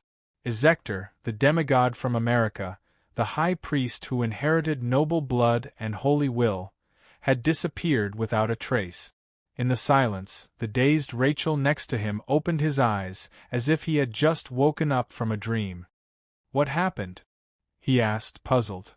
What? Nothing happened. Garland stared at the fog in the distance. He looked at the tower burning with the light of the sun.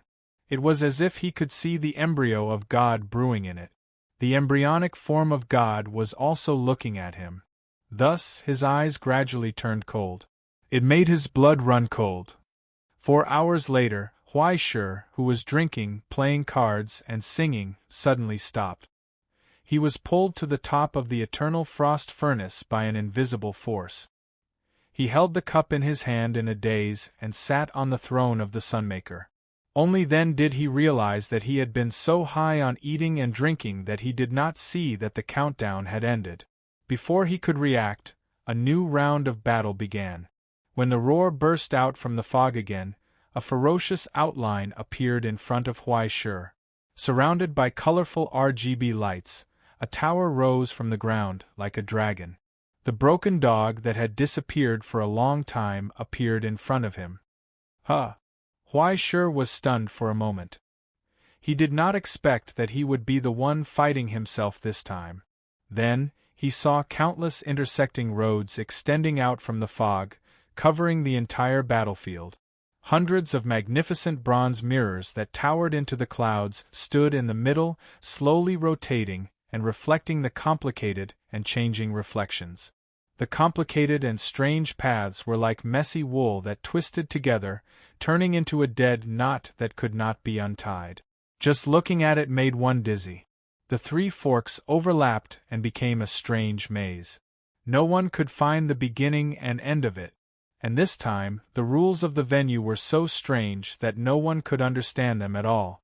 Reversal of gains and losses. What kind of rule was this?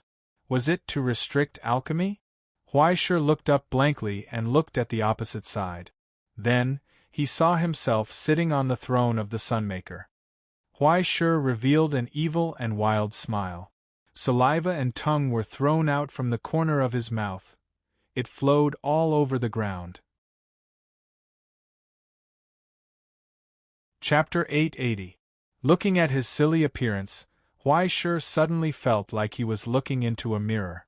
But when he lowered his head and saw his sharp claws, and when he looked back at his blade-like scales and tail, he scratched his nose, creating a large amount of blazing sparks.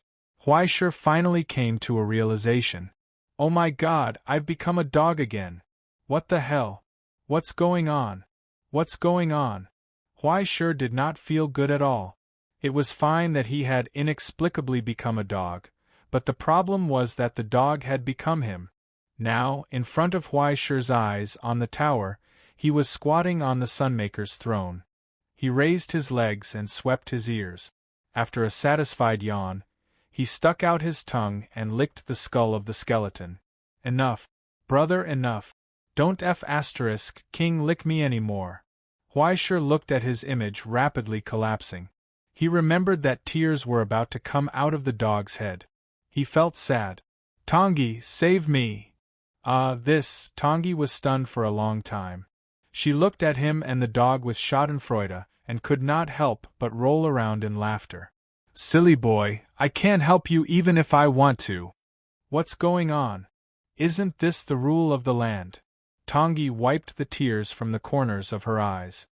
Reversal of gains and losses. So this is what it is? Ha ha ha ha. Ha ha ha ha. I see. Don't keep me in suspense. Huaisher barked. Immediately, Huaisher on the opposite side barked as well. It seemed to be scolding someone. Well, to put it simply, you seem to have won the lottery again, ha ha ha ha. Tongyi could not stop laughing. 3 forks in the road, maze, night, secret, and door. I think I know what's going on. Huaisher, this is the temple of the goddess of witchcraft, Hecate. Hecate, a hidden existence in Greek mythology, was a goddess rarely known to anyone other than the 12 main gods. In reality, his background was shockingly great. There were many scholars and alchemists who suspected that this goddess was just a puppet of another god system. Tracing back and analyzing, it could be found that this goddess once had the authority of the sky, the earth, and the sea. She even vaguely had a huge influence in hell. Sigh, now that I think about it, she was really a difficult woman to deal with. Although she was an autistic person with social phobia, it was troublesome to communicate with her. No matter what I said, she wouldn't listen. She was simply the ultimate paranoia. Later, when I found out that she died, I sympathized with her for a long time. Tongyi seemed to have accidentally dropped another important piece of news, but Huaisher, who had turned into a dog, didn't want to listen to it anymore. So, what does this have to do with me turning into a dog? Although it's a long story, let's keep it short. Tongyi thought for a moment, then happily explained, Do you know why the gods are working together? What do you mean? Simply put, why do we need to form a divine system? Huaisher, have you ever thought about this? Tongyi said, Imagine if you were a god born with power and not eating the food of mortals. Although there is a limit to your lifespan, it is still so long that you can't see the end of it in a short period of time. If you have time to eat and drink, why do you have nothing better to do and work with others? Nothing better to do? Huaisher scratched his head. His paws rubbed against the dog's head, making a sharp sound. But soon, he realized the answer. Destiny? Yes. Imagine that you, Huaisher, are a kindergarten auntie who has to take care of children every day. But you are also a kindergarten security guard and have no time to do anything else. At this time, someone comes to you and tells you that he can help you protect the kindergarten, but you have to take my child with you. What would you think? You mean it's a win-win situation? Bingo! Tongyi snapped her fingers with her little wings. If there is such a thing as a social history between the gods, then this is probably the embryonic form of a divine system. Everyone has their own strengths and needs. In order to fulfill their destiny and satisfy their own desires, they choose to work together. A chef, a kindergarten teacher, a security guard, and a handyman ant work together. They form a kindergarten and compete with other kindergartens for business. Tongyi smiled meaningfully. The competition between the gods is also quite fierce. There was a period of time when everyone was seriously involved in the internal affairs. This is a digression. In short, the existence of a divine system is based on the union between the gods. Take Olympus, for example. Everyone has their own division of labor, and at the same time, the internal struggle is fierce. From the first generation to the second generation to the third generation, until the third generation completely established a stable structure. After killing his father, Zeus and Poseidon reached an agreement with his unlucky brother Hades. Zeus, as the lord of the sky, had supreme authority. Poseidon ate the biggest piece of meat and ruled the ocean, while the unlucky Hades could only work with Nyx to suppress the revival of chaos. After he went to hell, he became a black glove that did the dirty work for the gods. In short, Zeus became the CEO of Olympus, Poseidon was in charge of finance, Hades was in charge of risk control and internal elimination, Hera, the head of the audit department, Hephaestus, the head of the equipment department and warehouse manager, Hermes, the head of the information department, and the three Fates were in charge of human resources. The head of the R&D department was Hestia, Zeus's sister in name. The real controller was Lady Hecate, the goddess of concealment. Tangi finally revealed the puzzle. In Olympus, Hecate and Hestia controlled the witchcraft and magic of the old era. In the present, it is one of the origins of alchemy. After hearing this, Huaishur fell into a long daze. After a long time, he could not help but become angry. But what does this have to do with me turning into a dog? I'm almost there. Can't you wait a moment? Tangi calmly flapped her little wings. The authority that Hecate has is sacrifice and dedication. If we use the term alchemy to describe it, then it is one of the basic rules of modern alchemy. You win some, you lose some. What she is good at is reducing losses and increasing results, or achieving results that could not be achieved by multiplying losses. This is the meaning of the reversal of gains and losses, Huaishur. Tangi said with a faint smile, "Sometimes what matters is not what you gain, but what you lose." Huaishur was dumbfounded. He lowered his head and looked at the dog's head in the mirror. What did I lose? Humanity? But then, his expression stiffened. He looked at himself, who had a silly look on his face, and faintly came to a realization. You mean, that stupid dog is the price I paid for losing it? From the perspective of alchemy, this is true, Huaishur. Tangi chuckled. Don't tell me that the current you isn't the result of many sacrifices? Everyone who wants to grow must experience setbacks and pain, and must give up some things. This is what the so-called adults are like. From the perspective of alchemy, don't you think that after going through the tempering of the furnace of fate and abandoning the naivety of the past, you forged your current self? In your origin equipment, Bichimos represents pain. It combines with the beastly side of your nature and represents your qualifications after solidifying. It can be said that it is the embodiment of your beastly nature. Although your beastly nature is the same as your true self, it is always silly and cute. Ha ha ha ha. If other alchemists were here, they would at most find that the price they had to pay for their alchemy would multiply, and their alchemy would become uncontrollable. But the one who was matched with this arena is you. No, it should be said that it is precisely because of you that you were matched with this arena, right? In the secret ritual of today's showdown before the gods, all karma will be magnified thousands of times. You might have been favored by Hecate's divinity. Everything is a link of fate, isn't it? This was the reversal of gains and losses. The results of alchemy and the price paid had been switched. Huaishur, who was the result, and Bichimos, who was the price, had been inconceivably swapped. Huaishur seemed to have vaguely grasped something in his heart. But when he thought about it, he couldn't figure it out.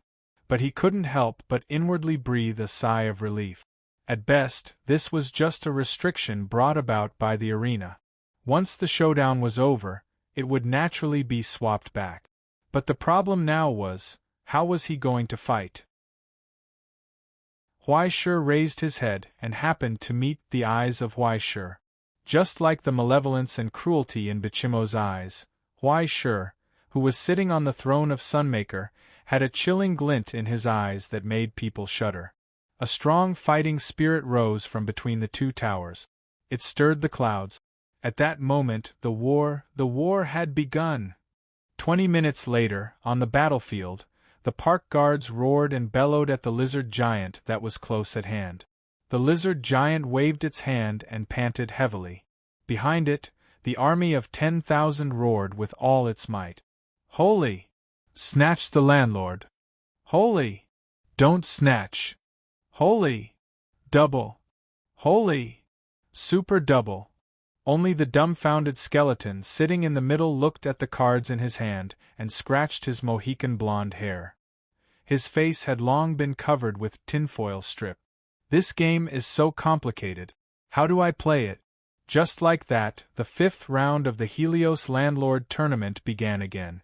At the side, Wrath, who was so bored that he was lying on the ground, glanced at Compassion beside him and threw a glance as if asking, "Are you stupid?"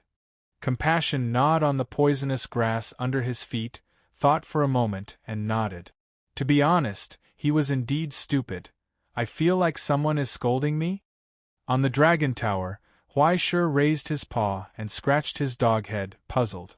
But then, his movements stopped in place as he felt a violent tremor engulfing the whole of Helios. The earth roared. A terrifying loud noise accompanied by a blazing light rose from the distant fog into the sky. After tearing everything apart, it surged into the sky. The countless blood-colored lights, like burning flames, converged and turned into a wriggling abstract hand, reaching toward the darkness of the universe. Little by little, it once again challenged the sun hanging high in the sky. In an instant, a vision shrouded the whole of Helios. The upheaval came suddenly. Huaishur looked up, stunned, and his tongue stuck out. "Oh my God, Tongi, come out and see God!" Tongi didn't say anything. It was just that her expression gradually became subtle. What was this? Should I say, as expected of a grandmaster? Chapter 881. Half an hour ago, on the other side of Helios, an ethereal tower made of intertwined light and a blood-colored bone tower were facing each other from a distance. It was just like a battle between gods and demons. The sloppy man leaned back in his chair and drank wine.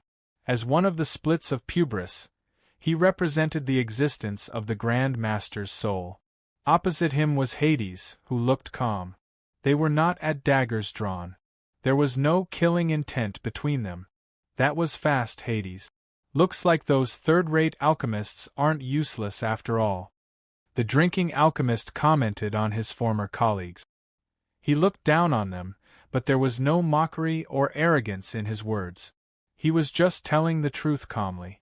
Even the translucent souls beside Hades did not object. Those who played with words were destined to miss the true essence of alchemy. Alchemists who had reached this level knew where their limits were. For the Grand Master, they were no different from trash. There was no reason for him to be angry just because he told the truth. They were already dead. With their abilities and wisdom, this was the limit they could reach. With the support of Hades' temple, they managed to interfere with the operation of the Showdown of the Gods, with great difficulty, barely bringing forward the duel between Hades and Pubris by 10 rounds. And this was with Pubris' cooperation. "Be patient, Pubris," Hades said. "If you want to succeed, you need some time." As he spoke, the door under the tower opened with a bang. Amid the gushing blood, a figure covered in luxurious golden ornaments slowly walked out. There were 2 curved sides at his waist, and his scarlet eyes glanced at his opponent. On the other side of the battlefield, there was a silent, burly giant. Hercules. The sound of metal clashing suddenly burst out. Sparks jumped out from the void, and the high-pitched screeching sound of metal instantly spread out. Gala had unsheathed a scythe at some point, but Hercules still did not move. He just silently looked at his opponent who was provoking him. Silently, a gap appeared on the scythe and Gala's eyes turned gloomy. He put away his weapon. He just spat unhappily, a second-rate product made by God, really useless. He didn't know if he was talking about his weapon or his opponent. Even though he had received Hades's warning in advance, he still ignored the taboo and provoked the enemy. In the end, he returned empty-handed, which made the death follower who was intoxicated in slaughter and blood extremely unhappy. He couldn't fight to his heart's content. It was not satisfying at all. Alchemists, in silence, he slowly moved aside, revealing the darkness behind him. In that darkness, under the protection of countless monsters, a girl with a black veil stood silently waiting. Jia Luo crooked his finger, indicating for the puppet to come forward. Then, he grabbed her arm and pulled her forward. He pushed her to the center of the arena. "Hurry up," Gala urged impatiently. Hercules raised his head and looked up. After getting a signal from Pubris, he got up from the ground, slowly took off his weapon and shield, and threw them on the ground. Only a black box was left behind. Step by step, he walked forward. The strange aura hidden in the box was so strong. Even if it only existed, it caused the surrounding scene to distort. The darkness wriggled and coiled around the box, turning into a layer of fog that drifted with the wind. Illusory laughter and crying came from the dark fog. It was filled with the aura of all disasters and chaos in the world. The corner of Gala's eyes twitched, as if she recognized what it was. She unhappily took a step back, then another step back. She pinched her nose, unable to bear the stench left behind by the gods. Just like that, Hercules stepped forward and put the small box into Pandora's hand. In an instant, all the strange phenomena disappeared. It was as if everything just now was an illusion and had never existed. But the girl holding the box clearly became more lively, as if she had a trace of life. She was just an android created by alchemists, an empty shell with the mark of God. But at this moment, when the eyes under the black veil moved, they glowed with an incredible spirit. It was so tempting. "Open it, Pandora!" Hades lowered his eyes, and a fanatical light appeared in his eyes. "I offer this unique sacrifice to the gods who are paying attention to this place," he said. "This is your fate." At that moment, under the command and control of alchemy, the two completely different marks of God created by Grand Master Publius and Chief Hades of Helios merged into one. The humanoid relic named Pandora and the box named Disaster merged into one, forming a terrifying tide that reversed the general trend and subverted all the rules. Under the veil, there was suddenly an ear-piercing shriek. It was like a child who had died prematurely and a woman who was about to give birth. It contained pain and despair, as if it was real, and it ravaged every inch of the eardrum. It made Hercules step back, unable to resist the strong soul poison in the voice. It was a poison called hope. At this moment, 2 lines of blood and tears snaked down from Pandora's eyes, and in her hands, the dark box cracked inch by inch. The taboo sealed in the darkness gushed out. It was not disaster, nor was it terror, but a pure golden light.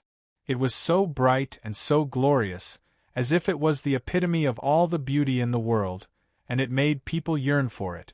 Just looking at it made people want to rush forward regardless of their own safety, and it was difficult to restrain their greed. They wanted to get it, they wanted to get it. It was an apple that looked like it was carved out of gold. At this moment, along with Pandora's movements, terrifying flames rose from her body, incinerating every inch of her body and flesh. However, she seemed to be unable to feel any pain. Behind the burning black veil, there was the first smile since she was born. It was so happy but also so vicious. Vengeance against the high and mighty paragons. She finally spoke, and her soft voice echoed above Helios, resounding in every inch of space, and echoed in every temple, replaying the prelude that had once caused the turmoil of the gods.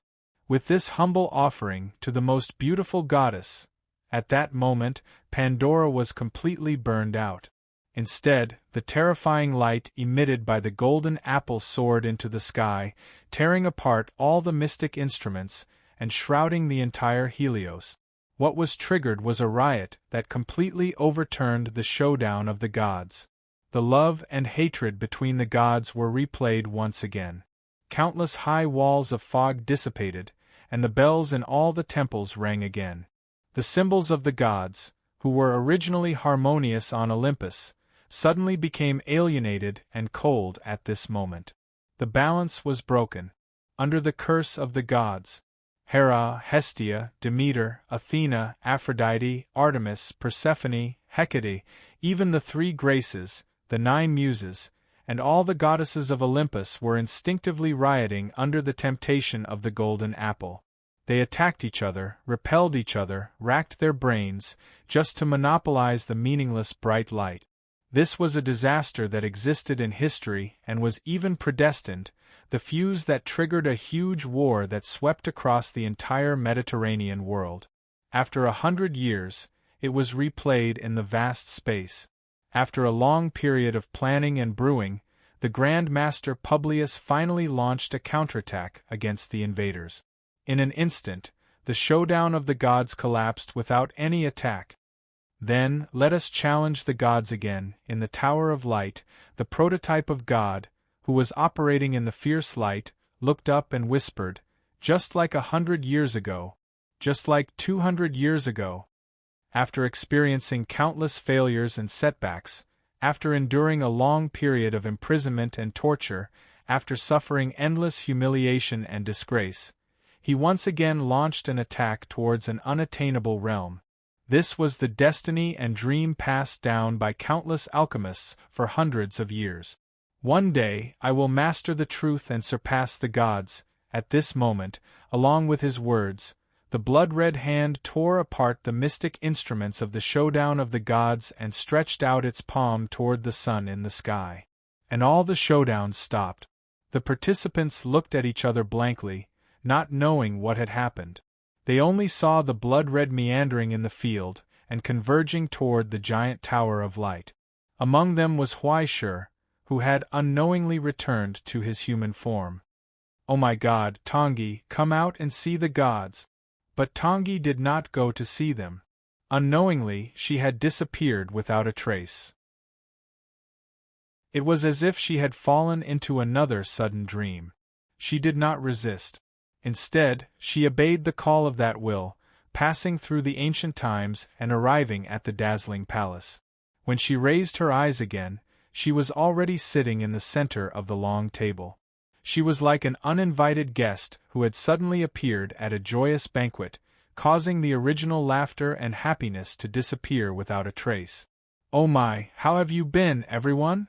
Tangi looked up and looked at the blurry figures around her. Finally, she looked at the clearest old man at the head of the table and smiled. "How have you all been?" At this moment, the burly old man with white hair and beard held a wine cup, raised his head nonchalantly, and drank it in one gulp. "They are all obsolete goods who have been dead for God knows how many years. What's good or bad about them?" The remnant that was once known as Zeus calmly put down the wine glass. "Instead, it's more complicated to see the enemy of the past dancing in front of our graves.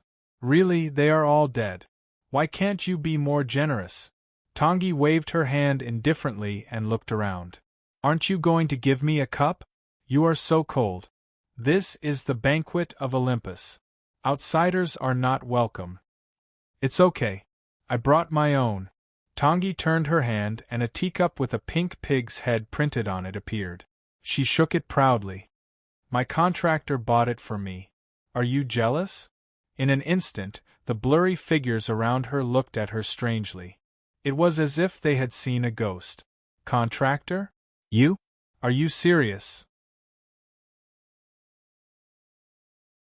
Chapter 882. The atmosphere suddenly turned weird. It was as if they saw a heinous serial killer coming home to cook dinner for a kitten. They even hugged the kitten and meowed with it. Even if they were remnants of the past, the only remaining reflections of the gods, those blurry silhouettes could not help but reveal astonishment and bewilderment. It was like seeing a ghost. Tangi did not care about those gazes. She opened a can of happy water, poured it into the glass, and put in a straw. After taking 2 sips of the tea in a relaxed manner, he asked. "Then back to the topic," she said. "You have all been dead for so many years. Do you still want to be my stumbling block?" At this point, she showed a kind smile. "As a beautiful and kind big sister who loves peace the most, I really do not want to touch the ashes of my acquaintances. But if you insist on not giving me face, I have no other choice but to burn you." The joyful atmosphere disappeared without a trace and was replaced by hostility. The gods' murderous intent intertwined with each other, making the sweet wine bitter. There were no bubbles in the happy water, and it turned into a greasy syrup. At the top of the banquet, a low voice sounded. "The current, you? Forget it." Zeus poured away the wine and said, "What else can you get from the fight between the phantoms other than destruction? We did not intend to stop you." "But you stopped me, didn't you? You changed the rules of the showdown of the gods." Tangi reminded them with a blank expression. "You chose to stand against me just like in the past. Even after so many years, you dead things can still dream here, and it's all thanks to me. In the end, you choose to bite the hand that feeds you and make others feel bad? Are you even human? It is not the first time that Olympus has repaid kindness with ingratitude. Is this rare? Besides, we are gods. Isn't it a bit too harsh to ask us to be human? If I remember correctly, our relationship was never friendly. No, it should be said that we hated each other as much as the sea." Zeus didn't try to hide his actions at all. He just calmly told her, "Since this place is in front of the gods, then the duel should be fair. We're just fulfilling our responsibilities. Instead, you're standing on the side of your favored one, aren't you?" Tangi's expression suddenly turned serious as she raised a finger. "Correction, it's contractor, not favored." "What's the difference?" Zeus was puzzled. "Of course there is. Don't think that everyone is like you, okay? You Olympians change wives like shut-ins changing paper dolls. You want to mess around with a beautiful heifer. Whenever you meet a good-looking boy, you want to take care of him. Our Dongxia is very serious." Speaking of this, the corner of her mouth curled up into a sneer. "Besides, don't think that I don't know that you Olympians are a bunch of trashy entertainers. In the end, you just want to see Troy again, right? You're already dead. Why do you still like to mess around?" Zeus shrugged indifferently. He didn't feel guilty at all. Instead, he asked in a self-righteous manner, "Don't you want to?" He paused for a moment, and his smile became more and more strange. "Or, as a goddess, don't you care who gets the golden apple? Would you be interested in a boring result that has long been destined?" Tangi raised her finger and pulled a strand of brocade-like black hair behind her shoulder. She calmly asked, "Isn't it natural for a good woman like me to get the golden apple?" After that, she paused for a moment and looked around. "There shouldn't be any playboy who likes to mess around with me, right? No way, right? No way, right? Sister Raven is under a lot of pressure. Can you let Sister Raven take it first?" As soon as she said that, half of the vague silhouettes cast hostile and hateful gazes in her direction. They couldn't restrain themselves. Those distant voices were full of anger, but it was difficult for them to travel through time to reach this place. The dream was too thin to bear any more. Moreover, there was not much divinity left in them. They couldn't even show their original faces. Only their instincts remained. They were no different from the clay statues in the temple. Only Zeus, the king of the gods, as the symbol of Olympus, could temporarily break free from the state of annihilation and arrive here in a clear state. It was easy to imagine how complicated his feelings were when he saw his former opponent jumping around and dancing on his family's grave. As for Tangi, after drinking the wine from the small cup, she had already picked up the fruit plate on the table and started eating. She was smacking her lips happily. She was also sighing. "This is the taste, authentic. Ah, that's right. A family should be neat and tidy." She threw grapes into her mouth and looked at the only empty seat at the banquet. "Why is Apollo not here when so many people are here? Didn't he die a long time ago?" Zeus drank his wine and said calmly, "Killed by your own hands. Sigh, it's all in the past. When we were young, we didn't know anything. It's normal to make mistakes. I was still a child at that time. Look, I've already let it go. Why can't you guys let it go?" She was brazenly provoking the former gods. She was not worried that they would attack her out of anger. Tongi tilted her head, spat out the grape seed in her mouth, and said casually, "Speaking of which, you guys should be thanking me." The corner of her mouth curled up, and she no longer concealed her mockery. "I'm the great benefactor, who saved him from the same fate as you guys." The cold winter wind, the cold moonlight as sharp as an arrow, the roar of the god of war, and the hostility of the judge, at that moment, under this humiliation, the projection of the Olympian gods appeared blazing scarlet. Zeus's eyes flickered with a flash of fury. "Do you want to start a war?" The former king of gods asked coldly. "You came to Helios without our permission. Now we have hosted you and invited you to the banquet, and you have only brought mockery and humiliation. Our remaining bones have not decayed to the point of no return. If you want to start a war, you can just say it." "No, isn't this your own humiliation?" Tongi held her cup coldly. "You destroyed everything you created with your own hand. Because of your greed, you have fallen to this extent. Don't you allow me, the one who cleaned up the mess, to complain? Why do you think you can still keep your temples? Why are you still here? Zeus, if it weren't for the fact that Helios is still useful, do you think I would waste my time talking to you?" Tongi raised her eyes and calmly told all the gods here, "You have only yourself to blame for what happened to you. From the moment you wanted to abandon this world to get rid of your destiny, you were destined to end up like this. The White Crown King has seen the risks of this. He warned you, but no one listened. He could only go far away and cut ties with you. In the end, he was still implicated by you and lost his integrity in his later years." She said, "That's what they call self-reaping. Not only the Olympian gods here, but also from Rome to Egypt, from America to Dongsha, in her opinion, the gods who had fallen, without exception, had only themselves to blame. This was the consequence of placing hope in hell. Was there a mistake in seeking a future in the abyss? This was what Tongi did not tell Huaishur. The latter half of the so-called social history of the gods, the inducement of the fall of the gods hundreds of years ago. The divinity born from the pillar of God's marrow betrayed the destiny, and the gods who ascended from the present realm betrayed their duties. They were unwilling to live a mere 1,000 years, unwilling to be restrained by destiny. The insatiable greed in human nature became the source of motivation for countless explorations, through bloodline, through favor, through grace, through command and punishment. They wanted to break free from the shackles. Therefore, there were many demigods, and the power of miracles was passed down to the mortals. Therefore, the existence of the genealogy was formed, contending with each other, killing each other, and changing. Rome, Dongsha, Egypt, India, America, the war spread, engulfing every inch of the present realm. The floods and disasters caused by the war brought the whole world to the brink of destruction several times. Even if the wise tried to save the world, it was still in vain. All the efforts they put in were just a drop in the bucket. Until half of the gods fell because of this, the remaining survivors learned from the painful experience and tried to find a second way out of the dispute.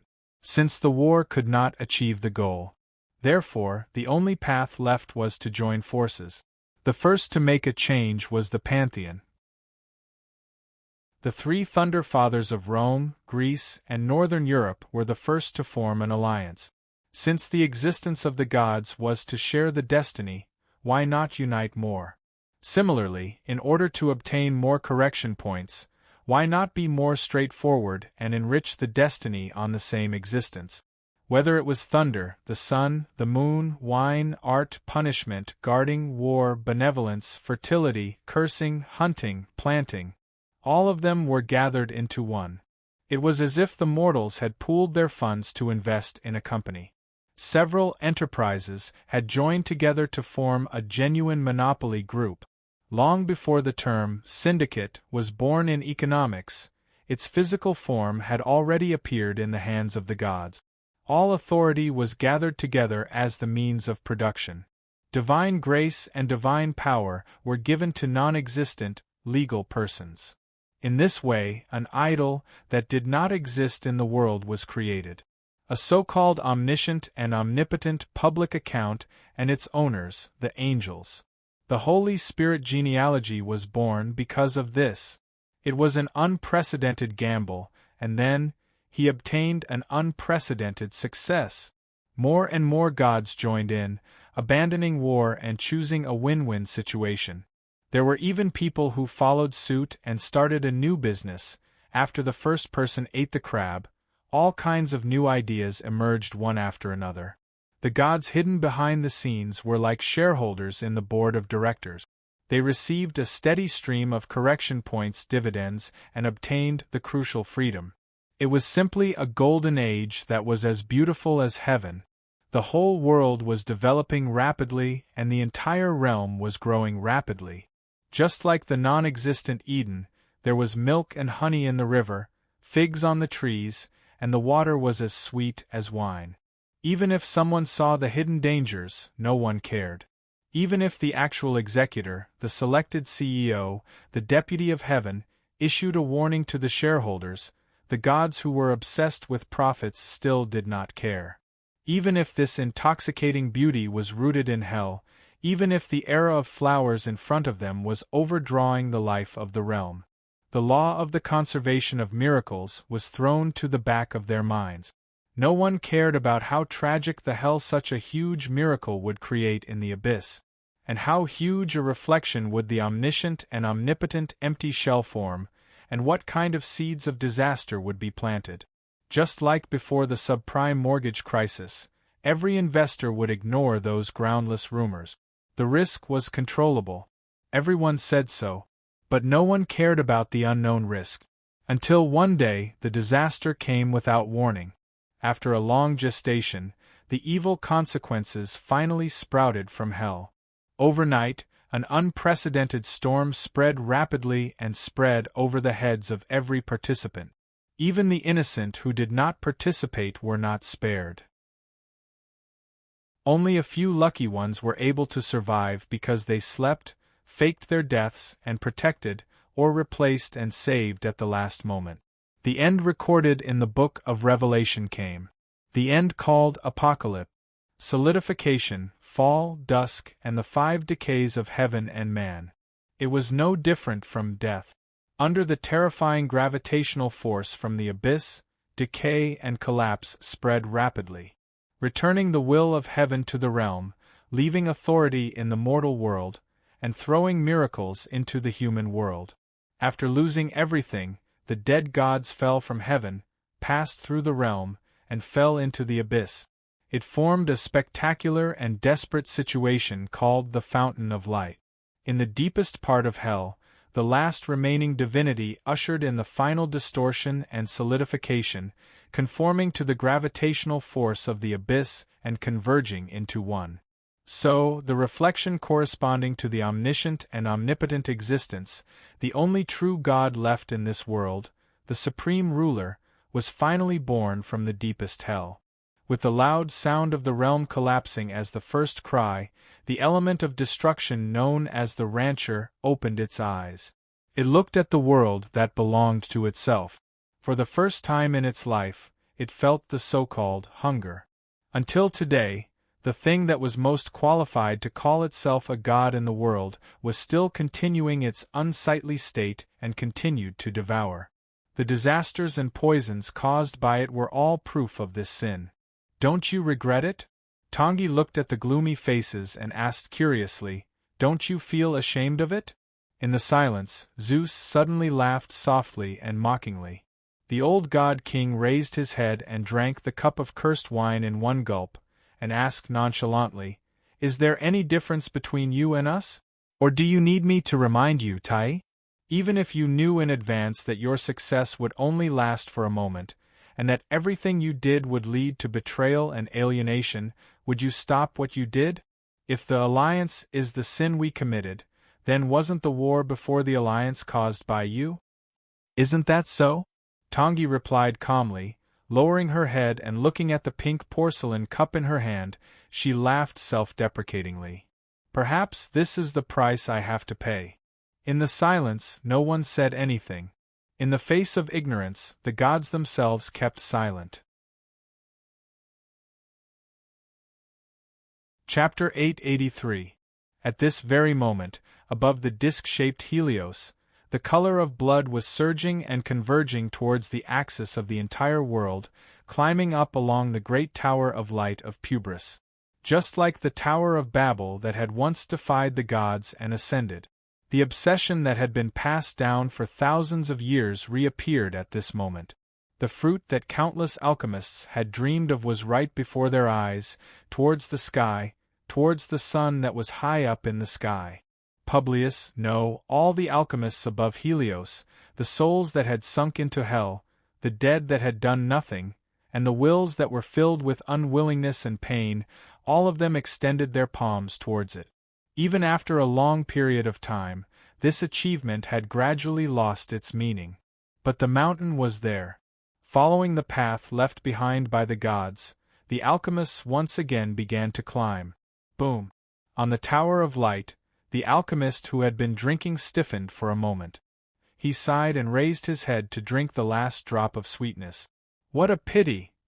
he murmured softly, closed his eyes, and silently turned into ashes. His strength had been exhausted, but the next Pubris raised his eyes again and threw himself into the torrent without a care for his own safety, until this excessively scorching flame burned him to ashes.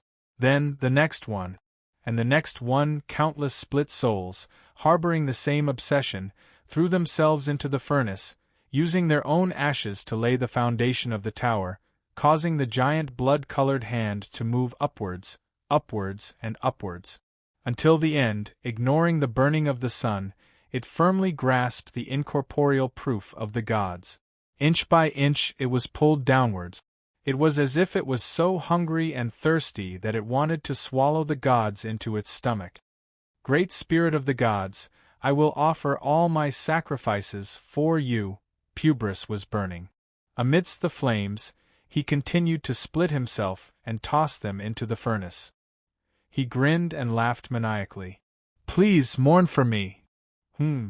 At that moment, in the venue of the Do Diju tournament under the eternal frost furnace, the skeleton holding the cards paused for a moment. It seemed to be puzzled. "Something doesn't seem right." It slowly lifted its skull that was plastered with paper slips and looked at the bloody light that pierced the heavens and the earth. Finally, it felt the attraction and calling from the center. Involuntarily, he was pulled away from the ground and floated up into the sky. "Oh my God!" it exclaimed, "I'm about to ascend." Huai Shi reacted and quickly stretched out his hand. The rope of sorrow extended and wrapped around his skeleton, holding it in place. Bichimos opened its mouth and bit on its head, trying to keep it in place. But the attraction of the same origin was too great, and there was no way to stop it. Soon, cracks appeared on its arm. Then, the great rotor fell off from its body and flew into the sky. Following that, all the bones in his body shattered under the restraints, turning into fragments and dust, flying rapidly towards the giant Tower of Light. By the time Huai Shi reacted, the skeleton had already completely fallen apart and disappeared without a trace. All that remained was a thin strand of origin substance. It was like an illusion. All that was left was a half-transparent skull that emitted a faint glow of origin substance. It was as if the skeleton had suddenly turned into a ghost. It had lost consciousness and entered a state of stupor. What the hell? Huai Shi scratched his head, unable to understand. Just as he was trying his best to maintain the skeleton's last bit of origin substance, he heard a warning from behind him. "What you're doing is useless," the old voice said. "Pubrilius has retrieved all of its fragments, so it has lost its foundation. Don't you have the divine wine? If you soak it in, it should be able to remain intact. If you keep doing this, I'm afraid it really will fall apart." With this warning, Huai Shi's movements were extremely quick. He took out his own water tank and carefully placed the skull inside. As he watched it swim around in the purified divine wine like a goldfish, Huai Shi couldn't help but feel a surge of sorrow. Good, this time it was really going to be soaked in wine. As the quintessence of origin substance, the divine wine had the ability to maintain any shattered soul. However, no matter how he looked at it, it looked as if it had been soaked in formalin. It won't die just like that, right? Huaisher muttered worriedly. The divine wine will maintain its existence. As long as you can retrieve what Publius took away, your friend will be able to return to its original state. The person who didn't belong here had already come to this conclusion. When Huaisher turned around, he saw an old man leaning on a cane. An uninvited guest, Garland. He couldn't help but frown. "Grandmaster, why have you come?" he asked. "Could it be that you're here to punish me, the arrogant person who has violated the contract?" Beside Huaisher, Bichimos raised its claws and licked the sharp edges of its claws. Sparks flew everywhere. Its gaze suddenly became dangerous. Behind Garland, Rachel's face paled. He couldn't help but take a step back. "There's no need to scare people, Huaisher," Garland said coldly. "Although you've successfully bought us quite a bit of time, the showdown before the gods has already gone out of control. Once Publius truly pulls that solar wheel into his array, he will become the new sun god, the true ruler of Helios. If we want to stop him, we have to join forces. Regardless of whether it's rational or beneficial, this is the only choice for you and me." Huaisher was amused. "Back then, you sold me out so thoroughly. Now, you're turning around to talk about cooperation. Isn't the thickness of your skin a little too exaggerated, Grandmaster? I admit that the destruction of the boundary marker was intentional on my part. However, isn't that part of our deal?" Garland remained calm, without the slightest hint of guilt. "There's no point in returning the son of Leviathan. Rachel is proof of that. After being infiltrated by Publius, Leviathan is even more dangerous than Helios. Everyone who isn't on the contract has nowhere to run. Instead, I'm the one who saved you. What about the key?" Huaisher sneered. "Letting me use your name to go to Helios is also considered saving me, isn't it? Didn't you ask for it yourself?" Garland asked in return. "I've even confirmed with you your purpose over and over again. You want to obtain the reflex crystal. However, without my authority, you won't be able to enter the core of Helios at all. I've already warned you of the risk. From the very beginning, it was clearly stated in the contract that both parties must not deliberately harm each other. Now, this clause is still in effect, Huaisher." In his hand was the scroll of the ancient contract. The clause at the top was still glowing, proving that it was true and effective. "You can say that I took advantage of a loophole or deceived you. After all, from the very beginning, we never trusted each other at all, right?" Garland said. "But now, if we want to stop the situation from worsening, we have to join forces. This time, I won't use the contract to bind you in any way. After it's done, everything you get, all the relics of Publius, and even anything that belongs to me, can be given to you. If you're still dissatisfied with me, it doesn't matter if you want to betray me. However, I believe that above the current Helios, we're each other's only choice." "You're right. Well said. It's a pity that I'm not interested in your empty promises at all." Huaisher was still cold and unmoved. "But you won't let the followers of the Pied Piper carry out their conspiracy in front of your eyes either, will you?" Garland said. "Our interests are the same. We don't need to be friends. We just have a common enemy," he said. "Even if it's just this, I believe that we already have the foundation to join forces." In the silence, Huaisher looked at him silently and didn't speak. After a long time, he laughed mockingly. He had to admit that this old man had grasped his bottom line and was well aware of his choice. Garland might be more suitable to be an intermediary or a broker than an alchemist. He could always come up with reasons that others couldn't refuse. He could always control the situation, see the most important things clearly, and control the rhythm. He could always make others run in circles. He could always succeed. I have to admit that what you said makes a lot of sense. Your proposal is very wise. Your determination is admirable, and you've successfully convinced me. Huaishur raised his hand and applauded in admiration, but his eyes didn't waver. He just looked at him calmly. He told the old man in front of him, I can form an alliance with you, Your Excellency, just like the last time. But I don't need your empty promises, nor do I need you to answer any of my doubts and mysteries in alchemy, he said. I only have one question, and I need you to answer me directly. In the distance, amid the earth-shattering rumbles, Huaishur stared at the old man in front of him and asked word by word, Now, in front of me, the Grand Master who wants to form an alliance with me. Is it Publius or Garland? Behind him, Bichimos raised his scarlet eyes, no longer concealing his hunger and thirst for food. Behind him, the lightning radiance of water hate rose from his hand. Regardless of whether it was the origin substance incarnations behind them, the Paradise Guards, or even the Lizardmen army, all of them were coldly looking in his direction. They were waiting for his answer. The answer that would determine whether he was friend or foe. Behind the old man, Rachel was frozen in place, dazed. He stared blankly at the old man beside him and Huaishur across from him. He didn't understand at all. What were they talking about? Who exactly are you? Huaishur looked indifferently at the old man in front of him. Your Excellency, answer me. Who exactly are you? I am Garland, Garland van Herman. The old man raised his hand and once again raised the contract in his hand. Do you have any questions about my identity? Huaishur, or do you think that Publius can impersonate me? Huaishur laughed softly. I don't have to worry about that. Publius might not be able to impersonate Garland, but Garland might be able to impersonate Publius, right? He paused for a moment, then asked curiously, however, is it convenient for you to show us the inheritance of the blessed Herman family?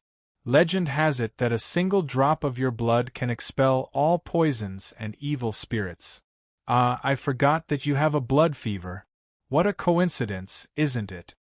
Huaishur shrugged sympathetically. A legendary bloodline was actually destroyed by an illness in alchemy. What a pity. The heavens are truly unkind to you. What a pity. Garland remained silent. He didn't say anything, but at the same time, he didn't refute. I've always been curious about one thing. Huaishur held the water hatred in his hand, his smile growing more and more cheerful. It's about the rules and decrees of Helios. In order to protect the technology and power left behind by the gods, all alchemists born in Helios can't leave for the rest of their lives. Alchemists who come from outside can only stay for 70 years. They can either die after 70 years because they know too much, or they can leave Helios without knowing anything. At the same time, they have to accept the commandment to never tell anyone about anything above Helios. Old Mr. Garland, you are an outsider, so you are naturally free to come and go. But how did Publius leave Helios? Garland didn't say anything, but beside him, Rachel couldn't help but frown. It's just a decree. For a Grandmaster, it's naturally easy to break it. There's always a way around it. Yes, that's what everyone thinks. Huaishur nodded. But there's another possibility, isn't there? He looked straight at the old man in front of him and asked again, what if, for Publius, there's no such thing as a rule that he can't leave? Why could Publius, the prisoner of Helios, come and go freely? Why would the skeleton of Publius think that he was a member of the Herman family? Why would Grandmaster Garland be so familiar with Helios? There were too many doubts and inconsistencies. All this time, Huaishur couldn't figure out what was going on. He once again recalled the principle of alchemy: if there was gain, there must be loss. Someone reminded me that the so-called price and result can be interchangeable. Sometimes the important thing isn't what you gain, but what you lose. Huaishur stared at the old man in front of him. And what did you lose, Your Excellency? Garland didn't say anything, and Huaishe had already found the answer. After eliminating all the impossible answers, there's only one truth. Huaishe raised his finger and pointed at the old man in front of him, announcing in a booming voice. Publius is your biological son, isn't he? Dead silence. A deathly silence suddenly descended. Everyone fell into a state of shock, dumbstruck. Even the old man, who had always maintained a calm expression, was stunned. Garland, Ragnar, Bichimos. At the side, the incarnation of wrath spat on the ground in disdain. That inference was too stupid. The embodiment of compassion nodded in agreement. That's true. Even Bichimos couldn't help but show a look of disdain. Ahem, I'm sorry, that was a slip of the tongue. Let's try again.